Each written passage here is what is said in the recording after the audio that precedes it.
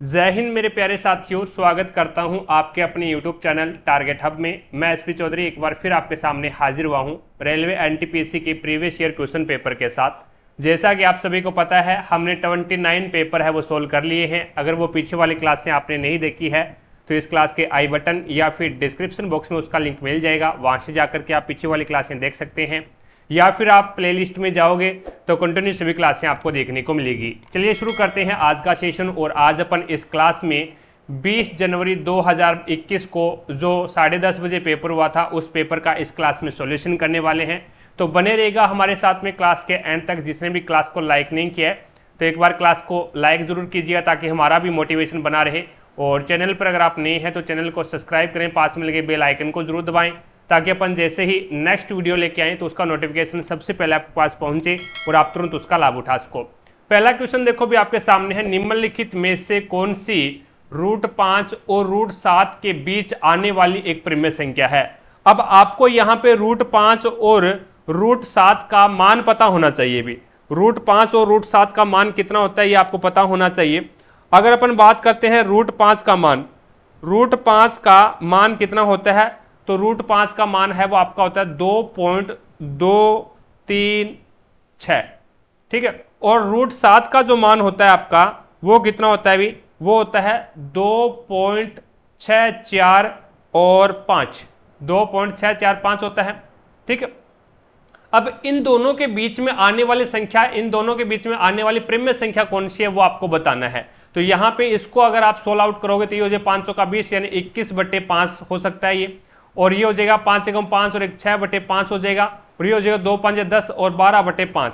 अब 12/5 को मैं सोल्व करूंगा तो ये हो जाएगा 5 चौक 5 दुए 10, 10 और 2 12 यानी 5 दुए 10 बच गया 2 20, 500 के 20 यानी 2.4 आ गया। 2.4 है वो 2.2 से तो बड़ा है और 2.6 से क्या है, छोटा है। तो ये क्या है, इनके बीच में आ जाएगा, जो कि आपका 3 नंबर ऑप्शन बिल्कुल राइट हो जाएगा। इस प्रकार से आप है वो इसको देख सकते हैं। अगला क्वेश्चन देखो भी, नेक्स्ट 2 नंबर क्वेश्चन ये करंट अफेयर का है। अगला क्वेश्चन देखिएगा, इसमें है दूरसंचार विभाग द्वारा जारी किए गए उस वेब पोर्टल का नाम बताइए। नाम क्या है जो अपने क्षेत्र में मौजूद मोबाइल टावरों द्वारा उत्सर्जित विकिरणों के संसूचन की अनुमति प्रदान करेगा और सरकार द्वारा निर्धारित विद्युत चुंबकीय क्षेत्र यानी ईएमएफ इलेक्ट्रोमैग्नेटिक फोर्स उत्सर्जित संबंधी मानदंडों के अनुपालन की जांच करेगा। तो वो है तरंग संचार। कौन सा है भी, तरंग संचार है, यानी 4 नंबर ऑप्शन आपका बिल्कुल राइट हो जाएगा। अगला 4 नंबर क्वेश्चन देखो भी, LMNOPQR और S एक घेरे में केंद्र की ओर मुख करके बैठे हैं। और ये लीजिएगा एक घेरा है, टोटल कितने हैं, 2 2 4 और 2 6 2 8, टोटल 8 है। तो ये हो गए 4 और 2 6 और 2 8। अब इसमें बोला भी S है वो R के दाईं ओर बैठा है, केंद्र की ओर मुख करके बैठे भी। तो S R के दाईं ओर बैठा तो R को मैं यहाँ पे बिठा देता हूँ।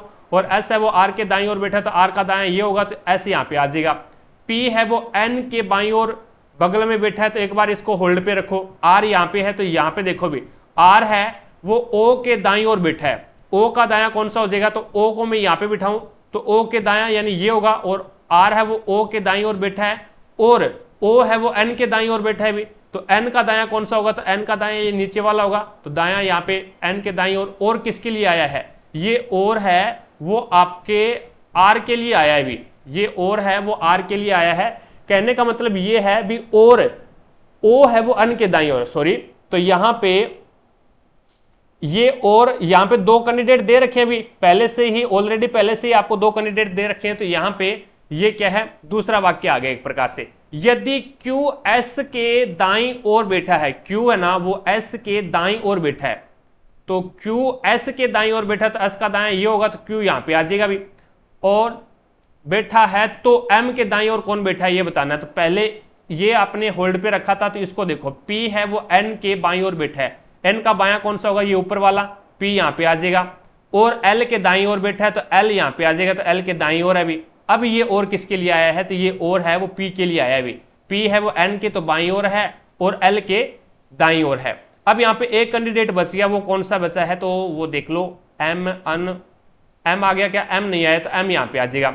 तो इसने बोला भी M के दाईं ओर कौन बैठा, तो M का दायां ये होगा, दाईं ओर L बैठा है। 1 नंबर ऑप्शन आपका बिल्कुल राइट हो जाएगा। अगले क्वेश्चन पे लेके चलता हूं। नेक्स्ट देखो भी 5 नंबर क्वेश्चन आपके सामने है। x का मान 5 है, y का मान 2 है, आपको ये समीकरण का मान बताना है क्या होगा। तो यहाँ पे देखो भी 16 और x का मान 5 है तो 5 की पावर 4 प्लस में ये हो जाएगा 25 और y का मान कितना है 2 है तो 2 की पावर 2 और माइनस में 40 और 5 की पावर कितनी है 2 और यहाँ पे y का मान कितना है 2।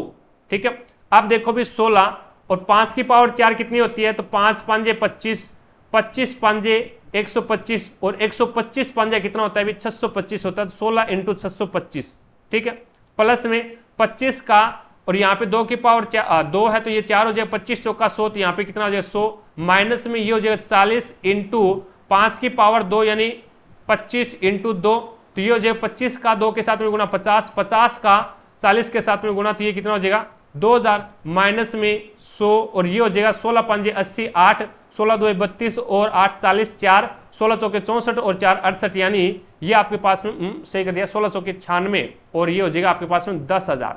कितना आ जाएगा ये 10,000, 16 छिक्के 96 होते हैं, 16 छिक्के 96 और 4 100 तो 10,000, 10,000 प्लस में 100 और माइनस में 2,000 तो आपके पास में कितना बचेगा 10,000 में 100 जोड़ दिया तो ये हो गया 10,100 और इसमें से आपको क्या करना है 2,000 है वो घटा दो तो 0 0 1 और ये हो जाएगा 8 तो हो जाएगा आपका पास में 8104 नंबर ऑप्शन बिल्कुल राइट। चीजें समझ पाई क्या।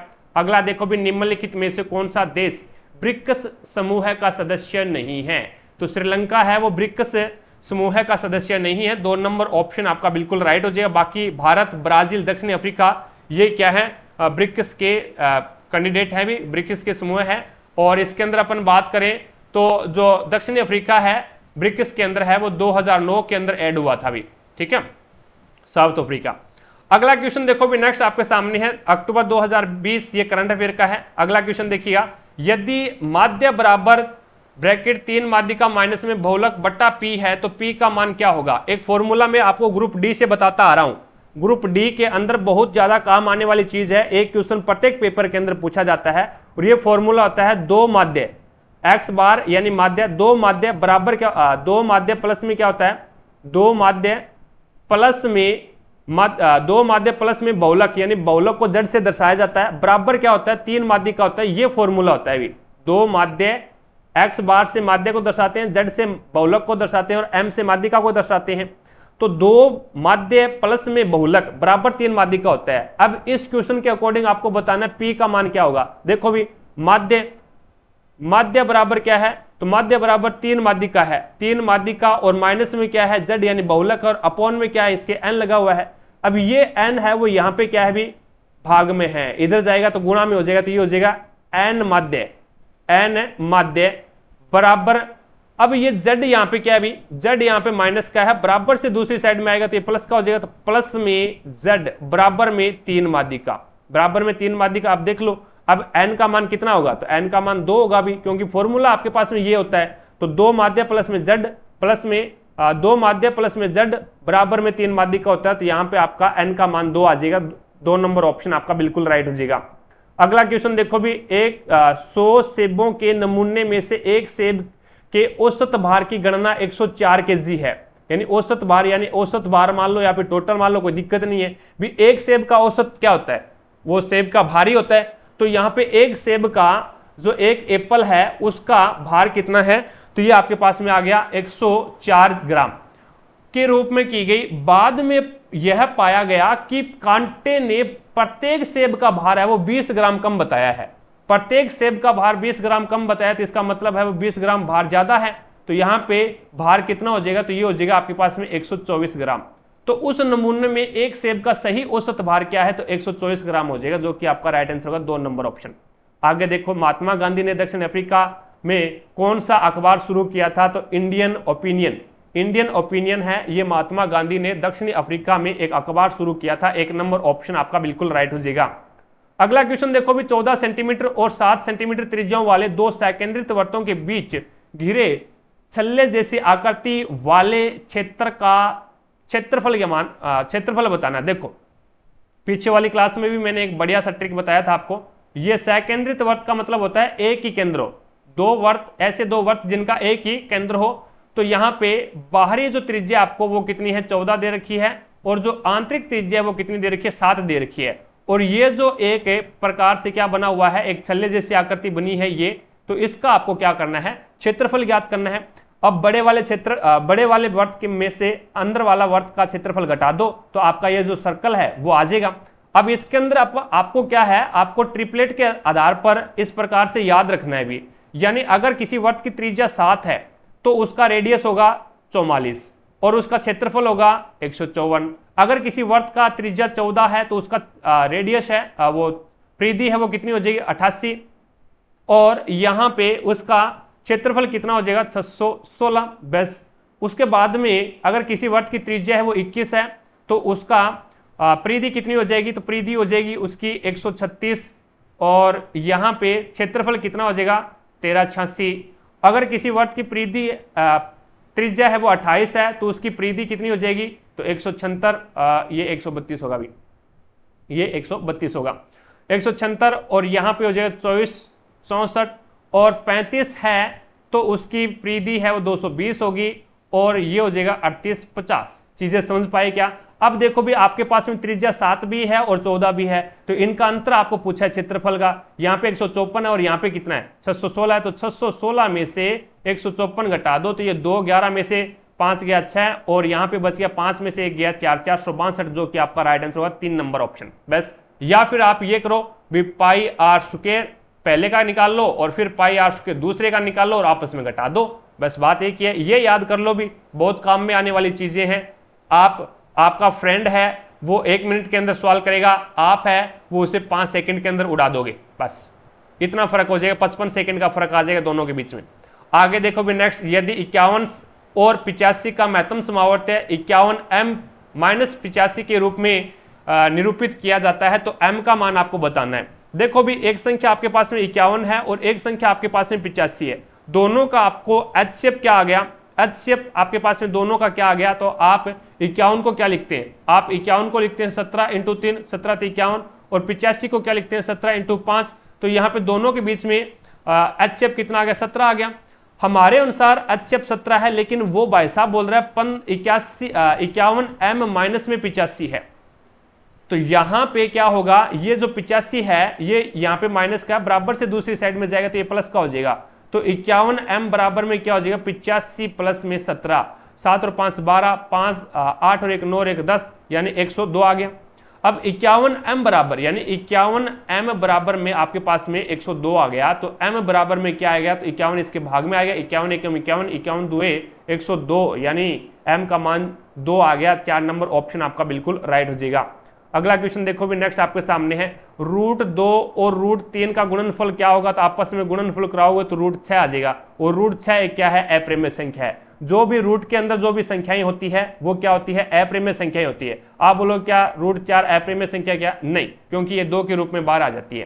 ठीक है, आगे देखो भी नेक्स्ट आपके सामने है अगला क्वेश्चन, भारतीय राष्ट्रीय कांग्रेस की पहली महिला अध्यक्ष कौन बनी थी, तो एनी बेसेंट आपका राइट आंसर होगा। भारतीय राष्ट्रीय कांग्रेस की पहली महिला अध्यक्ष का नाम क्या है, तो एनी बेसेंट। 3 नंबर ऑप्शन आपका बिल्कुल राइट हो जाएगा।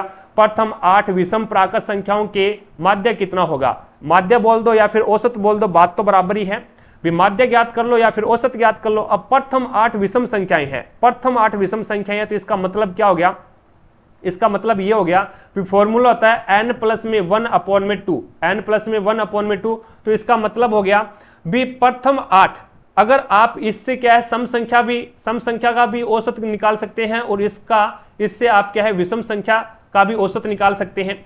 अब यहाँ पे प्रथम 8 है तो इसका मतलब ये हो गया भी 1 से लेकर के 16 तक जाऊं मैं, 1 से लेकर के 16 तक जाऊं तो यहाँ पे ये क्या होगी, इसमें 8 तो आपकी सम आ गई और 8 ही इसमें क्या आ गई आपकी विषम आ गई।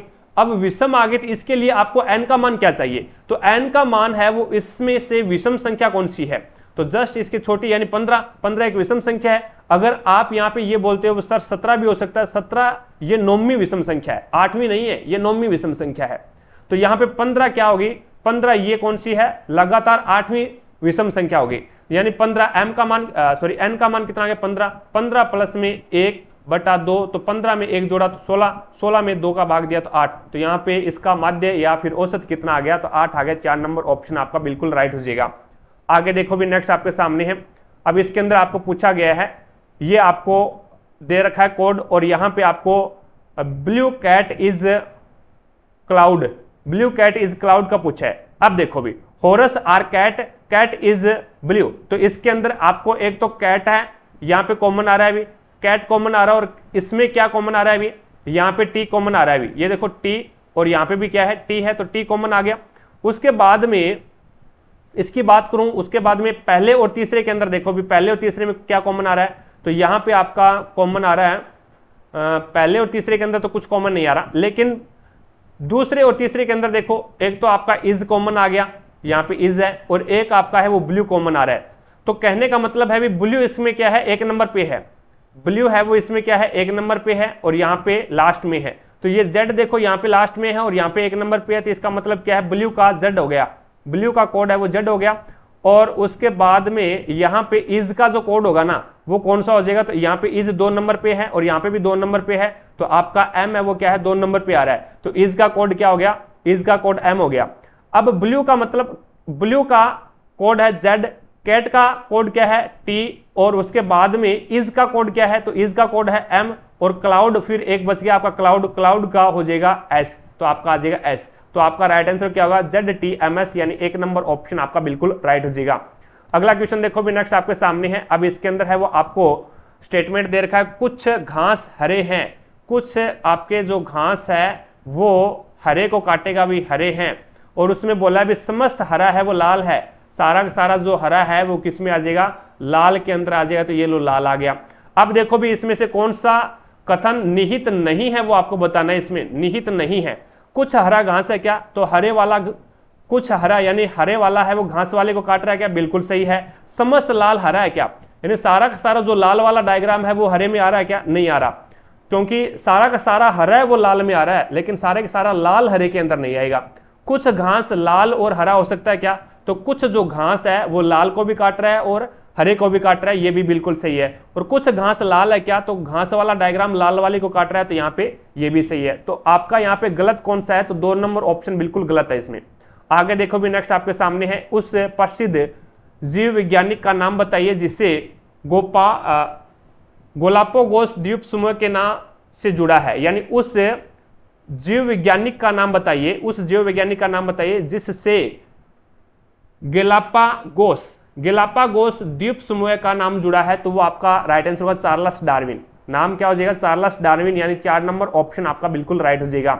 अगला क्वेश्चन देखो भी नेक्स्ट आपके सामने है, a + b का मान आपको कितना दे दिया, 90 डिग्री दे दिया, a + b का मान 90 डिग्री है, तो यहां पे साइन a बराबर क्या है 3/5 है, और tan b का मान, अब इसके अंदर देखो भी, यानी ये आपके पास में इस प्रकार से एक डायग्राम बनेगा, और यहाँ पे C कोण समकोण होगा। आप पूछोगे सर क्यों, ऐसी क्या कारण हो गया भी C कोण समकोण होगा। अब इसके अंदर ये हो जाएगा आपका A, ये आपका B और ये आपका C हो जाएगा, क्योंकि इसने A और B दोनों का मान है वो कितना है, 90 डिग्री दे रखा है, दोनों का मान 90 डिग्री दे रखा है, कोण A और कोण B का। तो यहाँ पे ऑटोमेटिक ही कोण C का मान कितना हो जाएगा, 90 डिग्री हो जाएगा, क्योंकि त्रिभुज के तीनों कोणों का मान 180 होता है। तो यहाँ पे तीसरा जो कोण C है उसका मान कितना हो जाएगा, 90 डिग्री हो जाएगा। अब साइन यानी LAL लाल बटा कक्का होता है, लाल बटा कक्का यानी लंब बटा कर्ण, आधार बटा कर्ण और लंब बटा आधार। यहाँ पे साइन A यानी थीटा का मान कौन सा है, थीटा का मान ये A है, तो इसके सामने वाली जो भुजा है वो क्या हो जाएगी, लंब, ये लंब हो जाएगी, ठीक है। तो ये आपका क्या हो जाएगा, आधार हो जाएगा। अब इसके अकॉर्डिंग अपन इस क्वेश्चन को सोल्व करते हैं। तो यहां पे ये तो कितना आ जाएगा 3, ये तो 3 आ गया, ये आपका 5 आ गया, तो ट्रिपलेट होता है 3 4 5, तो आपका आधार क्या हो जाएगा, 4 हो जाएगा। चीजें समझ पाई क्या, यानी पाइथागोरस प्रमेय से आप ज्ञात कर सकते हैं, क्योंकि साइन A बराबर क्या है, लंब बटा आधार होता है, और इसका मान 3/5 आपको दे रखा है, यानी लंब क्या है, लंब बटा कर्ण होता है, सॉरी लंब बटा कर्ण होता है। तो लंब आपको पास में 3 है, कर्ण आपके पास में 5 है, तो आप आधार है वो ज्ञात कर सकते हैं, 4 आ जाएगा। कर्ण के स्क्वायर प्लस कर्ण के स्क्वायर बराबर आधार के स्क्वायर प्लस लंब के स्क्वायर होता है भी, या फिर आप ट्रिपलेट याद रख सकते हैं 3 4 5, ये ट्रिपलेट होता है भी, ठीक है। तो यहां पे अब आपको क्या है, साइन B का मान बताना है, सॉरी tan B का मान बताना है। अब थीटा का मान कहां पे होगा, थीटा का मान यहां पे होगा। अब थीटा के सामने वाली भुजा ये आपको क्या हो जाएगी, लंब हो जाएगी, और ये आपके आधार हो जाएगी tan के अकॉर्डिंग। तो tan यहाँ पे क्या होता है, लंब बटा आधार होता है, लंब बटा आधार होता है। तो लंब कितना है अब की बार, तो लंब आपके पास में 4 है और आधार अब की बार क्या हो जाएगा, 3 हो जाएगा। क्यों हो जाएगा, क्योंकि यहाँ पे थीटा का मान अब की बार क्या है, कोण बी है। कोण बी क्या है, थीटा का मान है, तो थीटा के सामने वाली भुजा है वो हमेशा क्या होती है, लंब होती है। 3/4 यानी 2 नंबर ऑप्शन आपका बिल्कुल राइट। अगला देखो, नेक्स्ट आपके सामने है, अब इसमें बोला भी भारत सरकार की किस योजना के अंतर्गत गरीबी रेखा से नीचे जीवन यापन करने वाले यानी बीपीएल परिवारों को एलपीजी सिलेंडर वितरित किया जाता है, तो वो उज्ज्वला योजना के अंतर्गत वितरित किया जाता है। 2 नंबर ऑप्शन आपका बिल्कुल राइट हो जाएगा। 21 नंबर क्वेश्चन देखो भी, इंडिया डिवाइडेड पुस्तक के लेखक कौन है, तो डॉक्टर राजेंद्र प्रसाद, जो कि अपने पहले राष्ट्रपति थे। 2 नंबर ऑप्शन आपका राइट आंसर होगा, इंडिया डिवाइडेड पुस्तक के लेखक हैं। नेक्स्ट 2020 ये करंट अफेयर का क्वेश्चन है। अगला देखिए, 16 और 40 का तृतीय अनुपाती आपको ज्ञात करना है। अब देखो भी, मैं आपको यहाँ पे एक बढ़िया चीज बताता हूं भी, जो भी अनुपात यानी जो अनुपात आपका बी का होगा ना, जो रिलेशन बी का होगा वही रिलेशन है वो आपका, यानी इस प्रकार से होता है, ए रिलेशन बी और समान अनुपात सी रिलेशन डी। इस प्रकार से ये अनुपात होता है समानुपात के अंदर, भी ए अनुपात बी समान अनुपात सी अनुपात डी, ये होता है। अब इनके बीच में आपस में क्या होता है, आपस के अंदर है वो जो रिलेशन बी का होता है वही रिलेशन है वो सी का होता है, यानी ये रिलेशन के अंदर है वो समान होते हैं। तो इसमें आपको तृतीय अनुपाती ज्ञात करने का बोला है। 16:40 और रेशियो, अब यहां समानुपात का निशान आ गया। अब यहां पे क्या आएगा, क्योंकि जो रिलेशन बी का है वही रिलेशन सी का होगा, तो यहां पे बी का रिलेशन क्या है, 40 का है, तो यहां पे सी का रिलेशन भी 40 का हो जाएगा। लेकिन अब एक्स का मान कहां पे आ जाएगा, यहां पे आ जाएगा। जब भी आपको क्या है, जब भी आपको तृतीय अनुपाती ज्ञात करने का बोले तो वहां पे आपको क्या है, चतुर्थ अनुपाती ज्ञात करना है। तो बाहर बाहर वाले का गुणा और अंदर अंदर वाले का गुणा करवा दो, तो 40 × 40 बराबर क्या हो जाएगा, तो 16 × x। आपको 16 x का मान चाहिए तो 16 को भाग में भेज दो, तो ये 4 चौके 16 और 4 दाएं 40, 4 एकम 4 और 4 दाएं 40, तो ये आपके पास में आ जाएगा x बराबर आ जाएगा 100। 10 × 10 100 होता है। 2 नंबर ऑप्शन बिल्कुल राइट हो जाएगा। अगला देखो भी, निम्नलिखित में से किसे सुपर नेटवर्क या फिर मेटा नेटवर्क कहा जाता है, तो इंटरनेट को सुपर नेटवर्क या फिर मेटा नेटवर्क कहा जाता है। 2 नंबर ऑप्शन आपका बिल्कुल राइट हो जाएगा। साथ साथ में क्लास को लाइक करते रहिएगा, जिसने भी क्लास को लाइक नहीं किया है तो एक बार क्लास को लाइक जरूर करें ताकि हमारा भी मोटिवेशन बना रहे। और चैनल पर अगर आप नए हैं तो चैनल को सब्सक्राइब करें, पास में लगे बेल आइकन को जरूर दबाएं ताकि अपन जैसे ही नेक्स्ट वीडियो डालें तो उसका नोटिफिकेशन सबसे पहले आपके पास पहुंचे और आप तुरंत उसका लाभ उठा सको। अब इस क्वेश्चन में देखो भी, स्वतंत्रता के बाद भारत की संविधान सभा के अध्यक्ष कौन थे, तो डॉक्टर राजेंद्र प्रसाद थे। भी डॉक्टर राजेंद्र प्रसाद है वो स्वतंत्रता के बाद संविधान सभा के अध्यक्ष थे। संविधान सभा का गठन कब किया गया था, यह भी क्वेश्चन बहुत बार पूछा जाता है। तो 6 दिसंबर 1946 को संविधान सभा का गठन किया गया था भी, ठीक है। और उसमें पहली बैठक है वो 9 दिसंबर को हुई थी, दूसरी बैठक है वो 11 दिसंबर को हुई थी और अंतिम बैठक है वो 24 जनवरी 1950 को हुई थी। इट्स ओके, चीजें समझ पा रहे हैं क्या। आगे देखो भी, नेक्स्ट आपके सामने है अगला क्वेश्चन। अब इसके अंदर है वो आपको ये बताना है किसी तरह से 3 समान है और एक क्या है, असंगत है। असंगत है वो आपको बताना है। पाई, √3 और ये संख्याएं क्या है, अप्रिमेय संख्याएं हैं। अप्रिमेय संख्या यानी अप्रिमेय संख्या के अंदर ये आ जाएगी। क्यों आ जाएगी कि दशमलव के बाद में, यानी प्रिम्य संख्या कौन सी होती है, तो प्रिम्य संख्याएं 2 प्रकार की होती है, एक तो शांत और एक अशांत। एक शांत होती है और एक अशांत आवर्ती होती है। जैसे कि यहाँ पे प्रिम्य संख्या यानी दशमलव के बाद में या तो भाग पूरा पूरा चला जाए तो वो क्या है, प्रिम्य संख्या के अंदर आ जाएगी, या फिर दशमलव के बाद में संख्या है वो उनकी पुनरावृत्ति हो, जैसे 1 2 1 2 1 2 इस प्रकार से पुनरावृत्ति होती चली जाए तो वो किस में आ जाएगी, तो वो आपकी प्रिम्य संख्या में आ जाएगी। लेकिन यहाँ पे क्या कंडीशन है, तो यहाँ पे दशमलव के बाद में संख्या है वो क्या है, दशमलव के बाद में भिन्न है वो शांत नहीं हो रही, पहली बात तो ये। दूसरी बात इसमें क्या है, अशांत आवर्ती है। अशांत आवर्ती है यानी संख्याएं है वो चेंज, यानी पहले 1 2 फिर 0 1 2 0 0 1 2 1 इस प्रकार से क्या अलग अलग संख्याएं आ रही है, तो वो संख्याएं किस में आ जाएगी, अप्रिमेय संख्या में आ जाएगी। पाई हमेशा अप्रिमेय संख्या होती है, √3 हमेशा यानी रूट के अंदर जितनी भी संख्याएं होती है वो अप्रिमेय संख्या के अंदर आ जाएगी। आपका बच गया कौन सा, 0.45 और इसके ऊपर बार है, बार हटाओगे जितने अंकों के ऊपर बार है उतने नीचे क्या लग जाएंगे, 9 लग जाएंगे, तो ये आपके पास में हो जाए 45/99 जो कि P/Q के रूप में, और Q ≠ 0 है तो यहाँ पे इसका मतलब क्या हो गया, ये संख्या कौन सी है, ये आपकी प्रिम्य संख्या है, बाकी सारी की सारी अप्रिम्य संख्या है। तो 2 नंबर ऑप्शन है वो क्या है, प्रिम्य संख्या का है भी, ठीक है।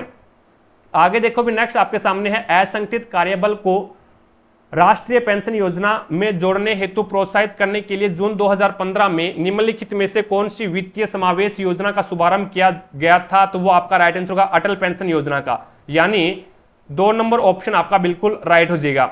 अगला क्वेश्चन देखो भी नेक्स्ट आपके सामने है, नई दिल्ली में स्थित इंडिया गेट का डिजाइन किस वास्तुकार ने तैयार किया था? तो आपका राइट आंसर होगा एडविन लुटियन ने इंडिया गेट का डिजाइन तैयार किया था। 4 नंबर ऑप्शन आपका बिल्कुल राइट हो जाएगा। नेक्स्ट देखिएगा, अक्टूबर 2020 ये करंट अफेयर का क्वेश्चन है। नेक्स्ट अपने पास में आता है, √3 प्लस में √11 का होल स्क्वायर है, तो ये कौन सी संख्या आपको ये बताना है। तो इसके अंदर अपन सोल्व करते हैं, तो यहाँ पे फॉर्मूला कौन सा लगेगा? तो a प्लस बी का होल स्क्वायर ये फॉर्मूला लगेगा। ये हो जाएगा a की स्क्वायर प्लस में b की स्क्वायर प्लस में 2ab, इस प्रकार से ओपन होगा। तो यहाँ पे ओपन कर दो, तो √3 का स्क्वायर प्लस में √11 का स्क्वायर और प्लस में 2√3 इंटू √11, ठीक है। अब √3 का स्क्वायर 3 ही होगा और √11 का स्क्वायर 11 ही होगा और प्लस में 2 और यहाँ पे 11 3 33, तो ये आ जाएगा 2√33। अब 11 और 3 कितने होते हैं भी? 11 और 3 14 होते हैं, तो 14 प्लस में 2√33। अब इसमें कॉमन क्या आ रहा है? तो इसमें कॉमन आपका 2 आ रहा है, तो यहाँ पे बच गया 7 प्लस में √33, 7 प्लस में √33। अब यहाँ पे क्या आ गया? √33 आ गया, यानी ये एक आपकी संख्या आ गई। संख्या कौन सी आ गई? 2, 7 प्लस में √33 आ गई, ये एक संख्या आ गई। अब सोल्व करने पर ये प्राप्त हुआ है, तो आपके पास में रूट के अंदर 33 आ रहा है, तो इसका मतलब क्या है? रूट के अंदर कोई भी संख्या हो, ये √33 बाहर नहीं निकलेगा रूट से, तो इसका मतलब ये कौन सी है? अप्रिमेय संख्या है। अप्रिमेय संख्या आ जाएगी, तो आपका यहाँ पे राइट आंसर क्या होगा? 3 नंबर ऑप्शन बिल्कुल राइट हो जाएगा। अगला क्वेश्चन देखो भी, होमो सैपियंस शब्द किसके द्वारा दिया गया था? तो सी लीनियस के द्वारा दिया गया था। सी लीनियस के द्वारा है वो होमो सैपियंस शब्द दिया गया था। 1 नंबर ऑप्शन आपका बिल्कुल राइट हो जाएगा। अगला क्वेश्चन देखिए, अंतरराष्ट्रीय चावल अनुसंधान संस्थान का मुख्यालय किस शहर में स्थित है? तो लॉस बनोस के अंदर है। लॉस बनोस के अंदर है। 2 नंबर ऑप्शन आपका बिल्कुल राइट हो जाएगा। अगला क्वेश्चन देखो भी नेक्स्ट आपके सामने है, ये किसके बराबर है? तो यहाँ पे a प्लस बी और a माइनस बी वाला सिस्टम लग रहा है ना, तो a प्लस बी, एक बार तो a प्लस बी और एक बार है a माइनस बी, तो इसको मैं क्या लिखूंगा? तो a की स्क्वायर माइनस में b की स्क्वायर, इस प्रकार से लिखूंगा भी। a की स्क्वायर माइनस b की स्क्वायर को मैं लिखता हूं a प्लस बी और a माइनस बी, तो यहाँ पे a की स्क्वायर यानी √7 की स्क्वायर, √7 की स्क्वायर और माइनस में √9 की स्क्वायर। अब यहाँ पे √7 की स्क्वायर तो 49 होता है, माइनस में √7 का स्क्वायर 7 ही होता है और माइनस में √9 का स्क्वायर 9 ही होता है, तो 7 में से 9 जाएगा तो माइनस का 2 बचेगा, जो कि आपका 4 नंबर ऑप्शन बिल्कुल राइट हो जाएगा। अगला क्वेश्चन देखो भी नेक्स्ट आपके सामने है। अब इसके अंदर आपको प्रश्नवाचक चिन्ह के स्थान पे बताना है, यहाँ पे क्या आएगा। अब देखो भी 21 दुए 42 होते हैं और 21 दुए 42 और 42 दुए 84 होते हैं भी, ठीक है। 9 दुए 18 हो गया और 18 दुए 36 हो गया, यानी प्रत्येक को क्या 2 से गुणा कर रहा है, तो 18 दुए 36, 18 दुए 36 और 36 दुए 72 आ रहे हैं, तो इसका मतलब प्रश्नवाचक चिन्ह के स्थान पे 36 आ जाएगा, जो कि 3 नंबर ऑप्शन आपका बिल्कुल राइट हो जाएगा। अगला क्वेश्चन देखो भी, इंदिरा गांधी राष्ट्रीय कला केंद्र का मुख्यालय किस शहर के अंदर है? तो नई दिल्ली के अंदर स्थित है। 2 नंबर ऑप्शन आपका बिल्कुल राइट हो जाएगा। नेक्स्ट देखिएगा, निम्नलिखित में से कौन सा जल डमरू मध्य अंटार्कटिक महासागर और प्रशांत महासागर को जोड़ता है? अंटार्कटिक महासागर और प्रशांत महासागर को जोड़ने वाला जल डमरू कौन सा है? तो वो हो जाएगा मैगेलन जल डमरू मध्य। मैगेलन जल डमरू मध्य, यानी 4 नंबर ऑप्शन है वो आपका बिल्कुल राइट हो जाएगा। अगला क्वेश्चन देखो भी, 3/8 का दशमलव प्रसार दशमलव के कितने अंक बाद समाप्त होता है? तो 3 के अंदर है वो 8 का भाग दे दो, पॉइंट लगाएंगे 30 हो जाएगा, कोई दिक्कत नहीं है। पॉइंट लग गया, 30 हो गया, 30 हो गया, तो यहाँ पे कितने बार चला जाएगा? 3 8 से भाग देना है, तो 8 या 24, कितना बच गया अभी? 6 60 और 8 7 56 बच गया 4 40, 8 5 40, तो यहाँ पे पूरा भाग जाएगा 3 अंक के बाद में। तो आपका राइट आंसर क्या होगा? कितने अंक के बाद में? तो 3 अंक के बाद में है वो आपका दशमलव प्रसार है वो क्या हो जाएगा? शांत हो जाएगा। अगला देखो, प्रथम लोकसभा अध्यक्ष का नाम क्या है? जीवी मावलंकर, यानी गणेश वासुदेव मावलंकर। 4 नंबर ऑप्शन आपका बिल्कुल राइट हो जाएगा। अगला देखो भी, कितने वर्षों में 1600 रुपए की राशि चक्रवर्ती ब्याज की दर से 15% वार्षिक दर पर 2116 रुपए हो जाएगी। अब आपके पास में यहाँ पे समय बताना है। अब देखो भी, समय बताने का बहुत ही अच्छा कार्य ये है भी, आपके पास में ये तो आपका प्रिंसिपल है और ये आपका क्या है, मिश्रधन है 2116। तो मिश्रधन को लिखो ऊपर, मिश्रधन को ऊपर लिखो और यहाँ पे जो आपका प्रिंसिपल है उसको लिखो नीचे। अब अगर ये स्क्वायर है, अगर समय 2 वर्ष है तो ये किसी ना किसी संख्या की स्क्वायर है, अगर समय 3 वर्ष है तो ये किसी ना किसी संख्या की क्यूब है। तो यहाँ पे देखो भी, यहाँ पे अपन देखेंगे तो इसको काट दो 4 से, तो 4 चौके 16 यानी 400 नीचे, और यहाँ पे 4 5 20, बच गया कितना 1 11, और ये हो जाएगा आपके पास में 4 2 8 और 4 9 36, तो 529। 529 है ये 23 की क्यूब होती है, और 400 है ये 20 की, सॉरी 529 है 23 की स्क्वायर होती है, और 400 है वो 20 का स्क्वायर होता है। कहने का मतलब स्क्वायर आ रहा है तो इसका मतलब टाइम 2 वर्ष है। तो यहाँ पे 2 नंबर ऑप्शन आपका बिल्कुल राइट हो जाएगा, आसान सा तरीका। आगे देखो भी नेक्स्ट, निम्नलिखित में से कौन सा ऑफिस पैकेज नहीं है, कंप्यूटर का क्वेश्चन है। क्वांटम है वो एक कंप्यूटर का प्रकार है, अभी क्वांटम एक कंप्यूटर का प्रकार है, ये ऑफिस का पैकेज नहीं है। ऑफिस का मतलब होता है माइक्रोसॉफ्ट एक ऑफिस है, जैसे WPS है ये भी एक ऑफिस का प्रकार है, बहुत सारे ऑफिस आते हैं इसमें, एक्सेल भी आता है एक प्रकार से, ठीक है। तो माइक्रोसॉफ्ट ऑफिस 2010 ये भी एक ऑफिस का प्रकार है, लिब्रे है ये भी एक ऑफिस का प्रकार है अपने आप में, लेकिन क्वांटम एक कंप्यूटर की किस्म है भी, ठीक है। तो यहाँ पे 3 नंबर ऑप्शन अलग हो जाएगा। अगला देखो भी नेक्स्ट, दी गई आकृति में कितने त्रिभुज है, पहले इसका काउंट करो 1 2 3 4, और फिर क्या कर दो 4 का दुगुना कर दो, यानी टोटल इसमें 8 है। इस प्रकार से अगर आपको इस प्रकार से दे दे, यानी इस प्रकार से, इस प्रकार से, इस प्रकार से और इस प्रकार से, तो इसमें त्रिभुज बताओ तो 1 2 3 4 5 6 7 8, और फिर 8 का क्या कर दो दुगुना, तो यहाँ पे इसमें 16 त्रिभुज है। तो इसी प्रकार से 1 नंबर ऑप्शन आपका बिल्कुल राइट हो जाएगा। अगला देखो भी नेक्स्ट आपके सामने है, अल्बर्ट आइंस्टीन को 1921 में निम्न में से किसके लिए नोबेल पुरस्कार प्रदान किया गया था। तो ये है प्रकाश विद्युत प्रभाव के कारण, प्रकाश विद्युत प्रभाव के लिए अल्बर्ट आइंस्टीन को 1921 में नोबेल पुरस्कार प्रदान किया गया था। 2 नंबर ऑप्शन आपका बिल्कुल राइट हो जाएगा। अगला देखो भी नेक्स्ट आपके सामने है, निम्नलिखित में से कौन सा भारतीय वन्य जीव अभ्यारण्य एशियाई शेरों का आवास है। तो एशियाई शेरों का आवास कौन सा है, तो गिर आपका राइट आंसर हो जाएगा। इसमें गिर है वो एशियाई शेरों का निवास स्थान है। 1 नंबर ऑप्शन आपका बिल्कुल राइट हो जाएगा। अगला देखो भी निम्नलिखित में से कौन सा द्विघात समीकरण नहीं है, द्विघात समीकरण नहीं है ये आपको बताना है। तो इसमें देखो भी, अगर मैं इसको इसके साथ में गुणा करवाता हूं, m को 2m के साथ में गुणा करवाता हूं, तो ये होता है 2m की स्क्वायर, और यहाँ पे यहाँ पे क्या है m की स्क्वायर है भी, यानी ये 2m की स्क्वायर है, और ये क्या है m की स्क्वायर है, बराबर में है, और बराबर से दूसरी साइड में आएगा तो 2m की स्क्वायर से m की स्क्वायर जाएगा, तो यहाँ पे m की स्क्वायर बच जाएगी। कहने का मतलब द्विघात समीकरण होने के लिए x जो आपका चर होता है, वो चर की पावर है वो 2 होनी जरूरी है। द्विघात समीकरण होने के लिए किसी भी चर की पावर है वो 2 होनी जरूरी है। तो यहाँ पे पावर 2 हो रही है, तो इसका मतलब ये क्या द्विघात समीकरण है। उसके बाद में इसको देखो, इसमें अगर अपन बात करते हैं भी, यहाँ पे क्या है स्क्वायर लगा हुआ है, पहले से क्या है स्क्वायर लगा हुआ है, होल स्क्वायर लगा हुआ है, और इधर कोई होल स्क्वायर है ही नहीं, तो इसका मतलब ये अपने आप में क्या है द्विघात समीकरण है। ये क्या है अपने आप में द्विघात समीकरण है, यानी बराबर से दूसरी साइड में द्विघात समीकरण कोई है ही नहीं, तो ये द्विघात समीकरण कटेगी नहीं। तो इसका मतलब ये आपके पास में सोल्व हो जाएगा y की स्क्वायर और प्लस का 4, और इसको ओपन करके बता रहा हूं मैं, माइनस का ये हो जाएगा 2y, इस प्रकार से ओपन होगा ये, और इधर से क्या है बराबर में 2y और -3 है, तो ये माइनस का है और ये प्लस का है, बराबर से इधर आएगा तो ये भी माइनस का हो जाएगा, तो ये 4y टोटल हो जाएगा अभी आपके पास में। तो ये एक द्विघात समीकरण बन रही है। अब इसके अंदर देखो भी, x का x के साथ में गुणा करवाऊंगा तो x की स्क्वायर बनेगा ना, और इसी प्रकार से इस x का इस x के साथ में गुणा करवाऊंगा तो ये भी x की स्क्वायर बनेगा।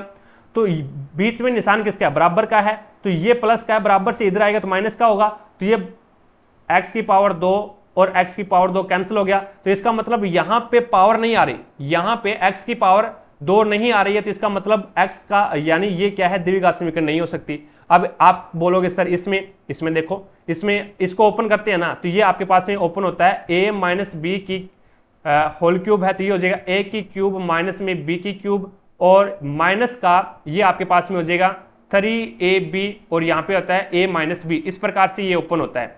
तो इसका ओपन करोगे तो ये हो जाएगा m की क्यूब माइनस में 8 की क्यूब 2 की क्यूब यानी 8, और माइनस का उसके बाद में हो जाएगा 2 या 6m, और उसके बाद में यहाँ पे है m माइनस में 2। अब ये बराबर में क्या है m की क्यूब माइनस में 4 है, अब ये क्या है प्लस का है, इधर आएगा तो माइनस का m की क्यूब से m की क्यूब कैंसिल हो गया, लेकिन 6m को इससे गुणा करवाओगे ना तब यहाँ पे स्क्वायर बन जाएगी, m की स्क्वायर माइनस में 6 दुए 12m। अब ये देखो स्क्वायर आ गई ना, यानी 2 घात 2 आ गई, तो इसका मतलब इसका भी क्या है, द्विघात समीकरण है।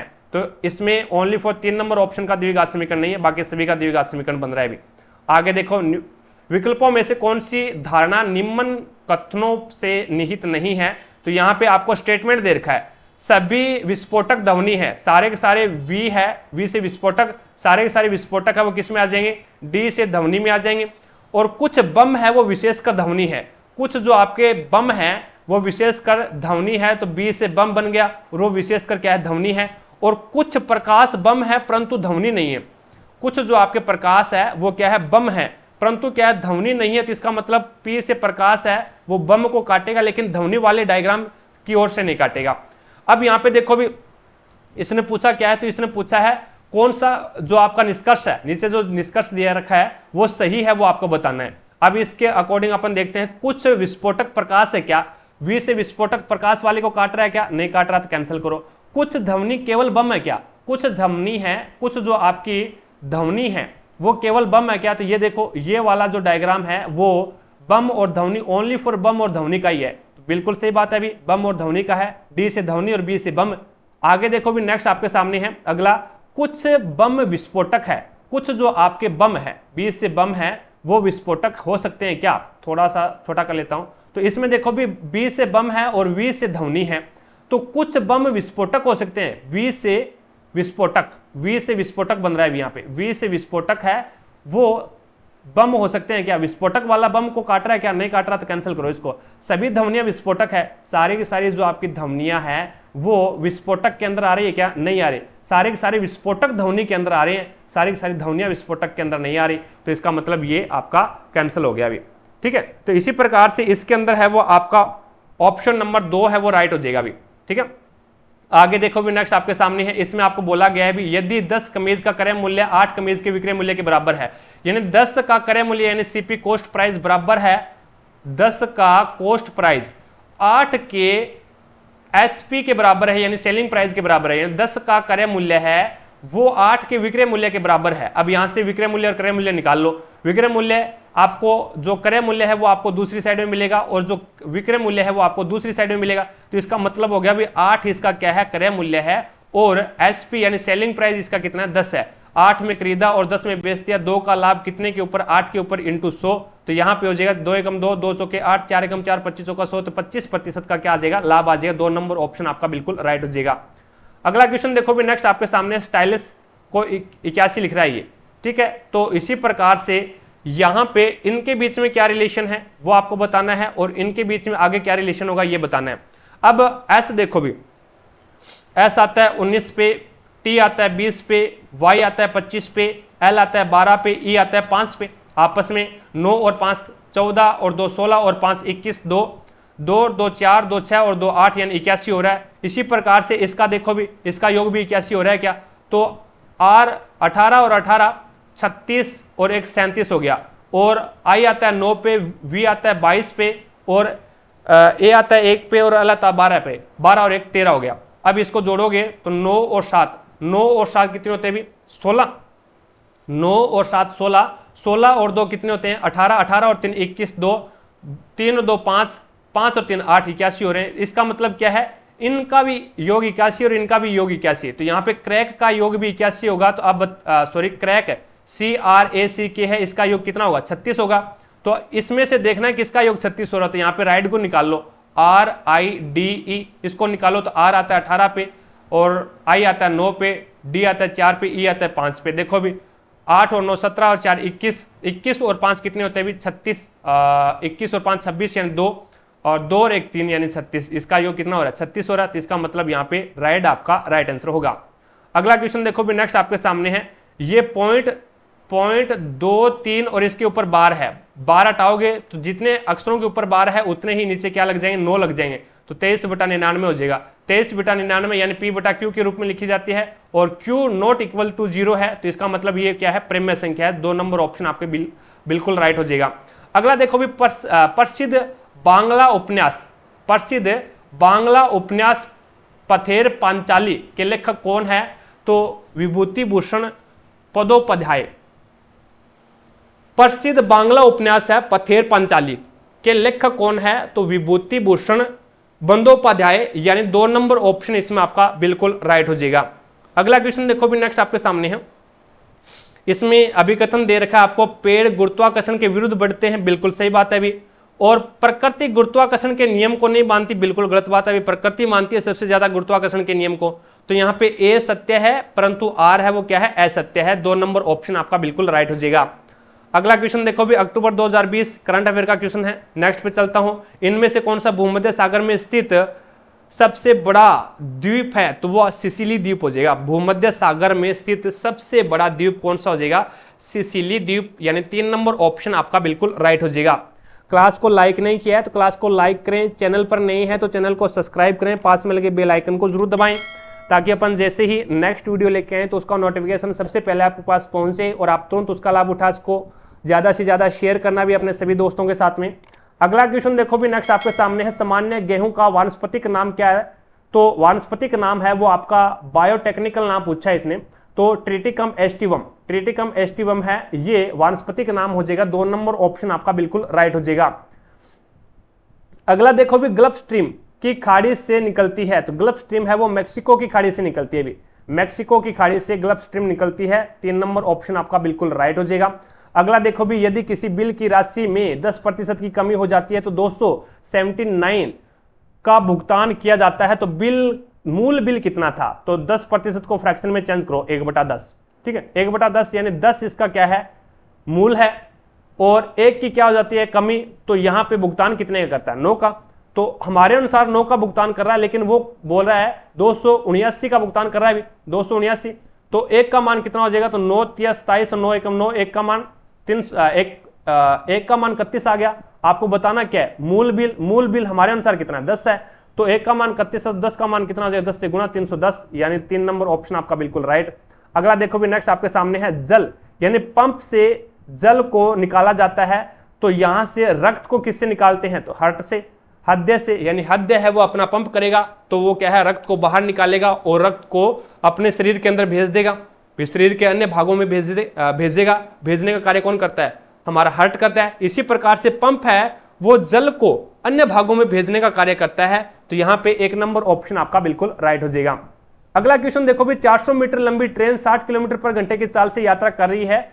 600 मीटर लंबे एक पुल को पार करने में कितना समय लगेगा? अब इसके अंदर देखो भी, 400 मीटर की ट्रेन है और यहां पे 600 मीटर का एक क्या है? प्लेटफॉर्म है। टोटल सापेक्ष दूरी कितनी हो जाएगी? तो सापेक्ष दूरी के लिए दोनों ऐड हो जाएगी, तो आपके पास में 1000 मीटर हो जाएगी, 1000 मीटर।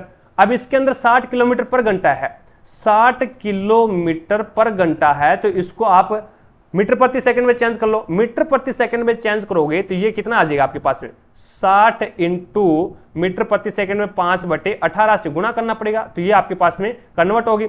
अब दूरी आपको इतनी है, समय बराबर क्या होता है? समय बराबर दूरी बटा चाल, तो समय बराबर होता है दूरी और चाल कितनी है? 60 चाल है आपके पास में 60 इंटू 5, 60 इंटू 5, और ये अपॉन में 18 है वो क्या चला जाएगा? ऊपर चला जाएगा। 6 कम 6, 6 3 18, 3 का 0 से 0 कैंसिल, 5 से कम 5, और ये हो जाएगा 20, और 20 या 60, तो ये आ जाएगा 60 सेकंड। अब 60 सेकंड को मैं क्या लिखूंगा? 1 मिनट लिखूंगा। तो यहां पे आपका राइट आंसर क्या होगा? 4 नंबर ऑप्शन आपका बिल्कुल राइट हो जाएगा। अगला क्वेश्चन देखो भी नेक्स्ट आपके सामने है। अब इसको ये लिखता है तो इसको क्या लिखेगा? अब इसमें देखो भी STORMY, अब इसको लिख रहा है ये ABFIDZ, ये लिख रहा है। तो यहां पे देखो भी कौन सा नियम इसने लागू किया है? भी STORMY को इसने इस प्रकार से इसको इसमें कन्वर्ट किया है। तो इनके बीच में अंतर कितने का है भी? तो इनके बीच में अंतर आपके पास में आ गया, ये आपका आता है 18 पे, सॉरी 19 पे। 19 से आगे चले, 19 से मैं आगे चलूं, 19 से आगे चलूं तो 20, 21, 22, 23, 24, 25, 26 और 27, यानी बीच में 8 इसमें प्लस कर दिया, 8 प्लस किया, और यहां पे भी कितना करेगा? तो 20 और 8 28, यानी 8 प्लस करेगा 28 पे भी आ जाएगा। और इसी प्रकार से 15 और 8 कितने होते हैं? तो 15 में प्लस 8 करेगा, 15 और 8, 15 में 8 जोड़ेगा तो कितना? यहाँ पे प्लस 8 कर दिया, 15, 16, 17, 18, 19, 20, 21, 22, 23। तो अब यहाँ पे अगर घटाए तो भी 15 के अंदर से 8 घटाए, 8 नहीं 15 के अंदर से 9 घटा दे, 9 माइनस करे तो 15 के अंदर से 9 माइनस करेगा तो 6 बचेगा भी। और इसी प्रकार से 18 में से 9 माइनस करेगा तो 9 बचेगा। 18 में से ये 18 है, 18 में से 9 माइनस करेगा तो 9 बचेगा।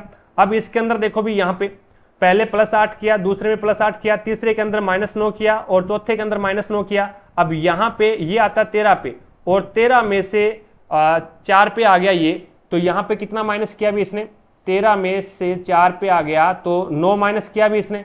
और इसके अंदर कितना माइनस किया, तो ये भी आपका माइनस नहीं करेगा, अब की बार प्लस कर रहा है ये, तो प्लस कर रहा है तो ये आ गया 25 पे आता है ना भाई, 26, 27, 28, 26, 1, 2, 3, 4, 5, 6, 7, तो इसमें 8 प्लस कर दिया, 8 प्लस कर दिया। तो यही सीक्वेंस इसमें लगानी है भी।